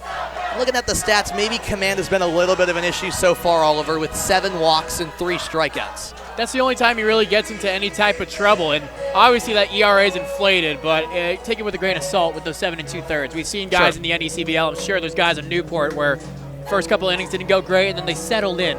This is a guy who came to the team in the final 2 weeks after the All-Star break, and a guy who's at a Division III program. But, I mean, you look at this Newport lineup, you got guys who were on teams that went to the College World Series, let alone just Division I guys. So it can be a bit of an adjustment for a guy like Narayanan. But his job right now just What else did we expect? Keene hasn't won a game in that matchup all year. Vermont They have blew won. out. True, they weren't playing for anything, but that's another point. Vermont blew out Martha's Vineyard 11-1, and in the game that was the tightest all day, Bristol scored in the 9th to win 2-1 against Mystic. So there we go. The higher seeds and therefore the home teams winning the 3 game ones that have gone in the books. This is the last one remaining of the night. And Newport hoping that trend stays the same with all 4 higher seeds winning game 1 of the first round. Valley trying to play spoiler to that trend. We're off and running in the bottom of the 8th. Upstairs at 75, ball 1 from Narayanan. And something's going on. I think they're telling the bullpen pitchers to get off the field of play. Yeah, a lot of them tiptoeing that foul line. Tiptoeing, they look like a receiver with 2 feet in bounds. Yeah, and you're right. The third base umpire, Jesse West, saying, move in. It's tight confinements there, as is this entire historic ballpark, Cardines Field. 1-0 to Williams. He cracks it to the right side of the infield. It's bobbled by Bant over at first, and Williams reaches on what will likely go down as an error. I'm actually interested to see how they score this because to me, and maybe you can weigh in here, Oliver, I thought Williams was going to beat that out regardless. I think it's an error because not that that's a completely routine play, but that is a play that a typical first baseman should make the vast majority of the time. But you're right. I mean, base runner might have beat that one down the line, but I think that goes down as an error. And that's a play that's much more difficult for Bant because he's the atypical first baseman in that he's not a lefty. And it does go down as an error charge to Jay Bant. Williams doesn't care. He reaches base with Nolan Stevens at the plate. And he takes ball 1 by the hands. Dixon Williams had a sac fly in the first, sac ground out in the third. A single in the 7th, reaching on an error there. 1-0 to Stevens. Off speed and in the zone. Top corner from Narayanan.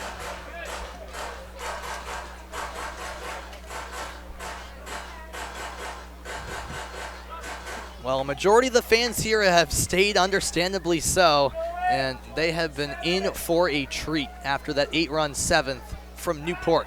Pickoff attempt back in time was Williams. I would not be surprised if Williams tests Toth's arm here. 1-1 from Narayanan. But first, a second consecutive pickoff attempt. Dixon Williams unfazed. And I think Narayanan might know that. And we might have to stop here as there's a car with its headlights directly in Nolan Stevens' eyes. Well, the umpires don't care. Stevens might not care. High in the air to right center. That ball dying down and the catch made by Logan Hugo out in right center field by the 321 sign. Good piece from Stevens, just got slightly under it. And you could tell with his reaction, he knew he just missed sending that 1 yard. And now the umpire has noticed the car. Minnick was pointing to it. Yeah. I'm guessing Nolan Stevens said something to him about it on his way in. And this, I wish I could say it was not a usual occurrence at Cardines, but I'd be lying if I said that. It seems like an unavoidable. Yeah, it's bound to happen, I guess, as we see a bullpen arm for Newport trotting out to alert that car. Mason Olsch gonna go do the duties. There we go. And a big round of applause from the fans as the car abides. And our PA announcer, Don, saying, I think he said something along the lines of, I'm glad I don't have to yell at them this time. So a shorter headlight delay. Tyler Minnick takes ball 1 outside from Narayanan at 85 miles an hour. Minnick's had himself a good night, 2 for 4.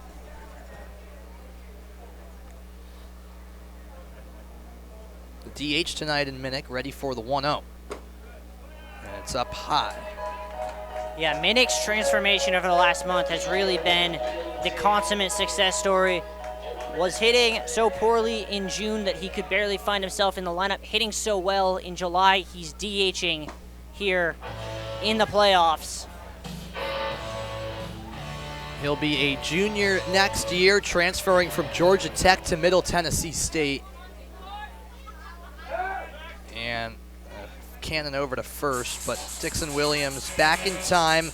Narayanan certainly hoping that pickoff move works eventually.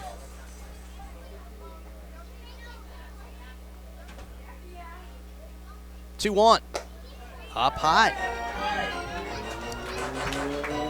Kevin Long just came back from the Gulls bullpen. Ty Stark now fully warm, so expect him to go for the 9th if the Gulls can't extend this lead further. 3-1 pitch, make it a 5-pitch walk. It's been the off-speed stuff for Narayanan in which it's typically gone notably above the zone. Oliver just hasn't had that command he's looking for with the off-speed stuff.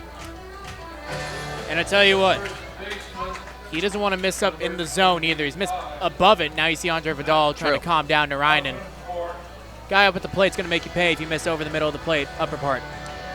Yeah, Austin Fort, 3 extra base hits in the season series with Valley, including a double, which tied the game here tonight, and a grand slam in the Gulls win in the first game between these two teams in early July. Couple of glances at second for Narayanan. And he sends one down towards the feet of Austin Fort. 4 home runs to Austin Fort's name. Riley mentioned one of them was in grand fashion when these teams met on July 8th. And again, an off-speed pitch that misses high from Narayanan. It's been a theme. Charge.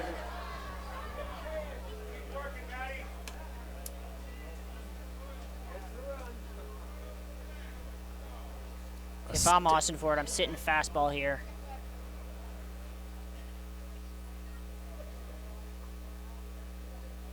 Here it is.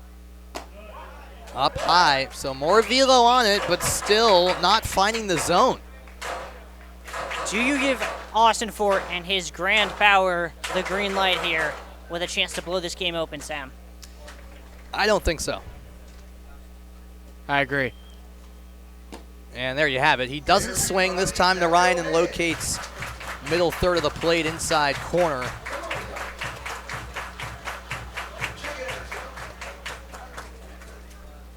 Randy Seymour on deck for the Gulls.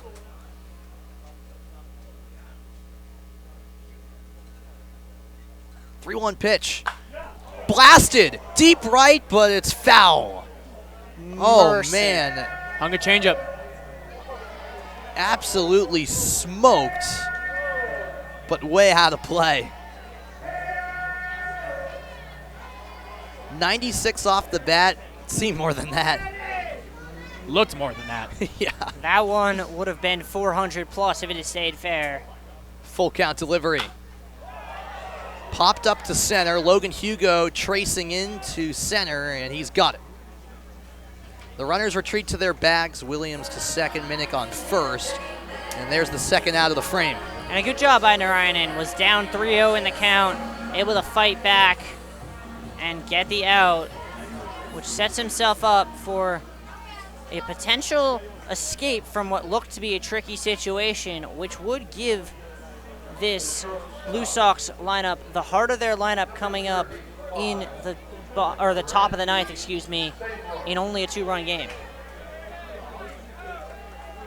Despite everything going Newport's way as of late, Valley's very much still in this game, to your point. So, pivotal moment here for Narayanan facing Seymour. I'll tell you what. First pitch high, Oliver. But Newport, there's no way they're taking out DeLucia. No. No shot. No. Because now it's a safe situation. We saw Stark warming up, so we'll see. We'll see. Ty Stark does have the lowest batting average against in Newport Gulls history, so he's a pretty good arm if you were to change something up. But I tend to agree, you know, the way he's dealing, The way he's running on fumes. You got to ride the hot hand. I think you ride the hot hand, but you have him on the shortest of leash possible. Now the 2-0 to Randy Seymour. He went chasing. Randy a little too ambitious there. Very reminiscent of his flyouts to end his last at-bat, or not his last at-bat, 2 at-bats ago, where he just stuck his hands out.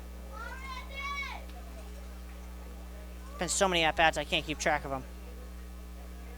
Fastball just misses outside. A great take from Seymour. That runs the count to 3-1. I tell you what, these borderline calls for the vast majority have been called correctly by J.C. Fernandez. That was just off the plate. You have to give him credit. The 3-1. Heater popped up into the infield. Between first and second, the catch made by Jay Bant, the first baseman, and that's how the inning comes to a close. So the Gulls leave a couple runners stranded. It remains a 2-run game. Valley needs 2 to tie, 3 to take the lead. We're heading to the 9th after this.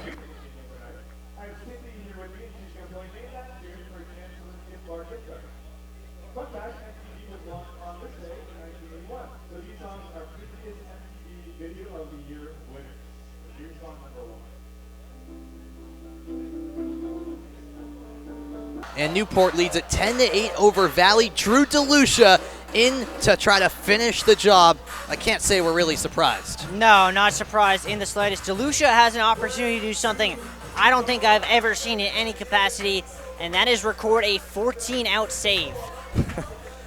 Would be quite the remarkable feat. He came in when Newport trailed significantly, and now a 2-run advantage for the Gulls. It's the 3, 4, 5 hitters that are Valley's last hope. Mike O'Connor, who is absent for the last few weeks, back with the team. Can he deliver here? Big swing and miss on the first pitch. And I said it off air, but I genuinely think DeLucia does unbuttons one more button every inning he works. I mean, that shirt's almost coming off there on the mound. I was going to say, if he completes the save. That shirt's being ripped off. Oh, yeah. He'll get a yellow, but I think it's worth it. Stray bat, it broke on the hit, and still able to track it is Austin Fort, the first baseman, for out number 1. And you could see the look on O'Connor's face. That bat split at the handle there. And just not much you can do when your bat breaks on you.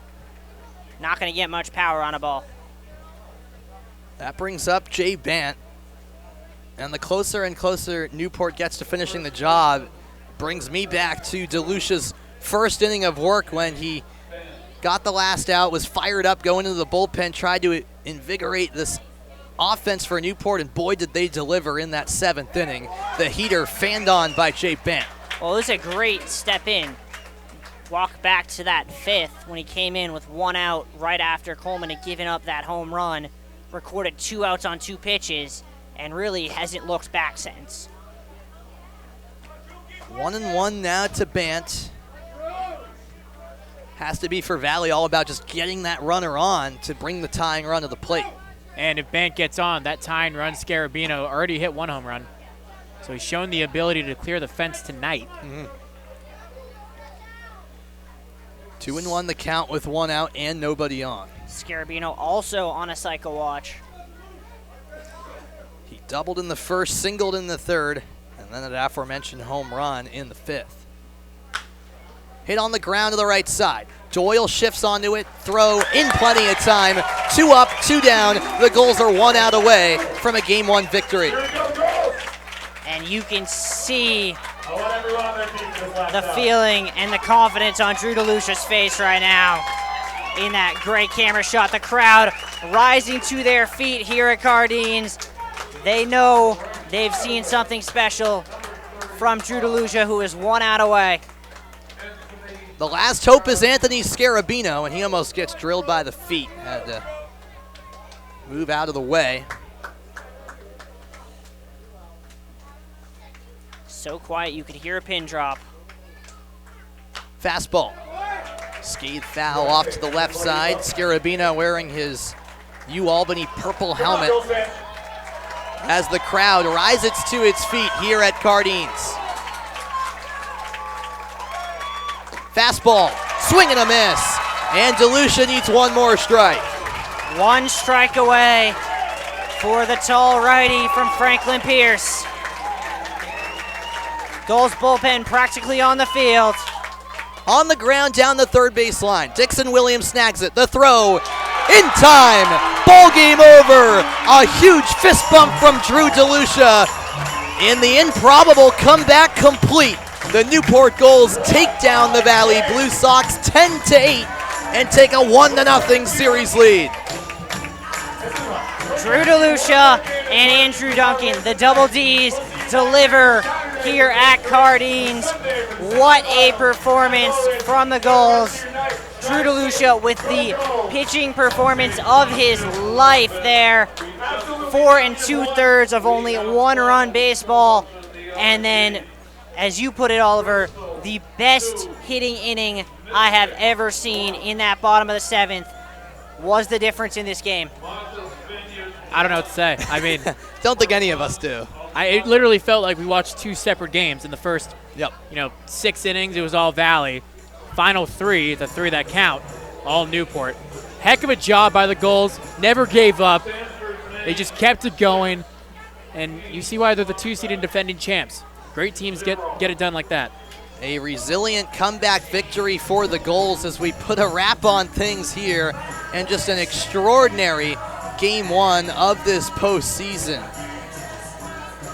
And Oliver, for Valley, yes, it's a heartbreaking loss, but in the same breath, the good news is that it's a best-of-3 series, and you got a chance to stay alive tomorrow when Game 2 happens. And the big thing, too, you're at home. So you're going to be in Holyoke, Mass. Crowd's going to come out. Your team's going to be more invigorated than ever because you know they're playing with their backs against the wall. If there is a team that plays well when they're doubted, it's Valley. Because they were at points at this season. They started out 1-4. They had a 5-game losing streak. They lost their final 2 to Bristol in the regular season. They've had lows. They've had valleys. But they've also had peaks. And they played really well at home as well, so something to watch out for tomorrow. So Newport halfway to getting into the second round. Valley will try to extend this series tomorrow night. And for the Gulls, I mean, they're probably going to run some adrenaline into tomorrow's matchup, Riley. Yeah, absolutely. I think we were thinking going into that bottom of the 7th, can the Gulls get some momentum to take into tomorrow?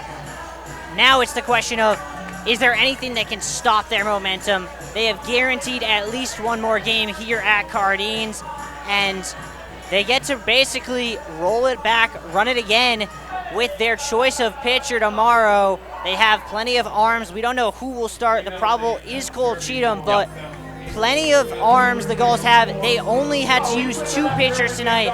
Drew DeLucia, the only bullpen arm used.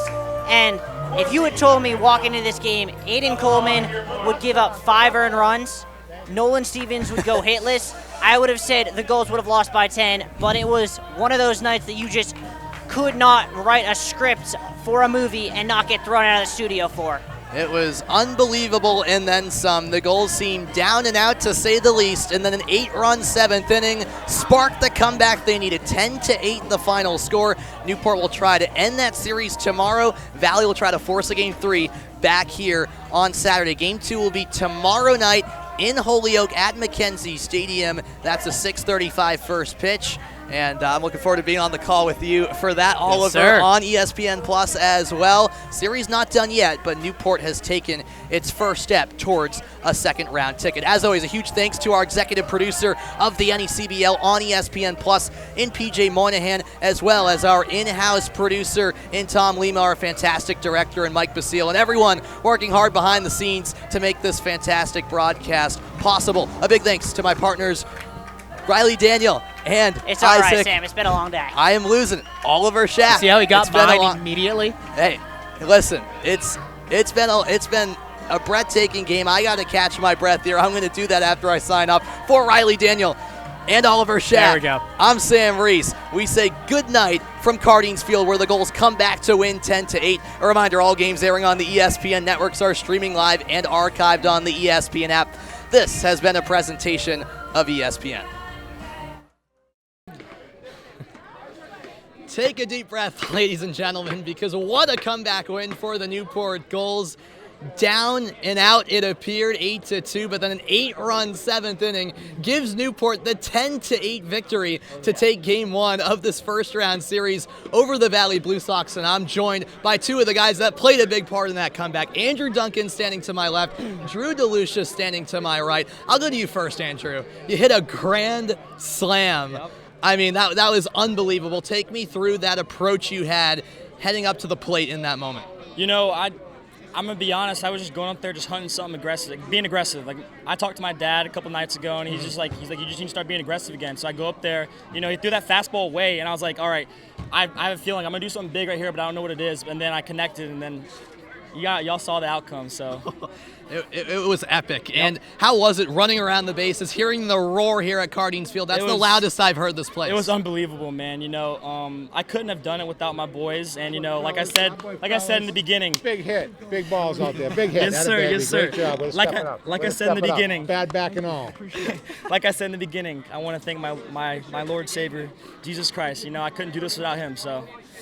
You know, I'm just excited to be here with you boys, so let's go. 100%. Absolutely. And then I go to you, Drew, now, because you come in and, you know, after maybe it was a little, not the performance, you know, Aiden Coleman wanted for his start, you're called upon out of the bullpen. You recorded those quick couple of outs to end that inning, and I want you to talk about that moment because I could see you were fired up, trailing by a large margin at that point, trying to kind of invigorate the guys, it seemed. And then what do? They go on to come back, score 8 in that inning, in that 7th. Was that kind of your intent to get everyone else fired up? Yeah, I feel like I'm a spark to the team, like both in the dugout wise. Like people feed off me for some fire and some fuel. So I think when I came off that mound, I just had to give a couple let's goes and shout a little bit, pump the chest, try to get the boys fired up, and just tell them, hey, we're in the ball game. We got plenty of at-bats left, and that's what happens, and that gets me fired up, just like always. That should fire up everybody. Yeah. Oh yeah. You can echo that, I'm sure, Andrew, as well, with this guy's energy. Yeah, no, that inning we actually scored 8 runs. He came in the dugout. Yep. He was like, "Let's go, boys! Like we're not out of this. Let's go! Like we got this." And you know, like he said, he's electric. He lit the spark, baby, and you know, we produced, but. He came out there and pitched his tail off, so, you know, couldn't do anything without him on the mound. Let's get it. And one last question for you, Drew. When you came in, it seems like you're running on fumes, especially in a postseason game like this. Correct me if I'm wrong, but that's how it felt there in the booth, that you were ready to go, ready to roll. Did you go in with the mindset that I'm going to go all the way in this game? Oh, yeah, 100%. I told Coach, he's like, hey, get someone warmed up. I'm like, nah, this is my game. I gotta go out there and shut it down. And I just let everything I had, and I'm glad that, like, Randy Seymour making unbelievable plays. Everyone's making plays in the backfield. I'm the first one to fire them up, and that makes me so happy and rolling with some momentum going in the next couple games. Hopefully we get one tomorrow and you move right on into 6 more games. We got 5 more to go, and let's try to get it done here. Yes, sir. And one last final question for you, Andrew. Drew talked about that momentum. What does this comeback in Game 1 of the playoffs say about the resilience of this group, and how can you guys use this moment to perhaps spark you guys on a run to try to make it back-to-back NECBL titles? You know, coming back like that, it just shows that we got a lot of heart. We got a lot of passion when we play this game together. You know, these boys never count the goals out, you know. Even down that kind of deficit, you know, we see us in here, we're all locked in trying to get this job done. So, you know, going into tomorrow, it's huge. It's a huge thing. So we're going over to the other place, but, you know, they know that we're not letting off the brakes at all. Let's go. Newport hoping to carry that momentum from tonight into tomorrow. They can clinch this first round series in Holyoke at McKenzie Stadium tomorrow night and punch their ticket into the second round. Thanks as always, guys. That's Andrew Duncan. That's Drew DeLucia. From 8-2 down, the Gulls pull off the comeback, 10-8 win to take a 1-0 series lead over Valley.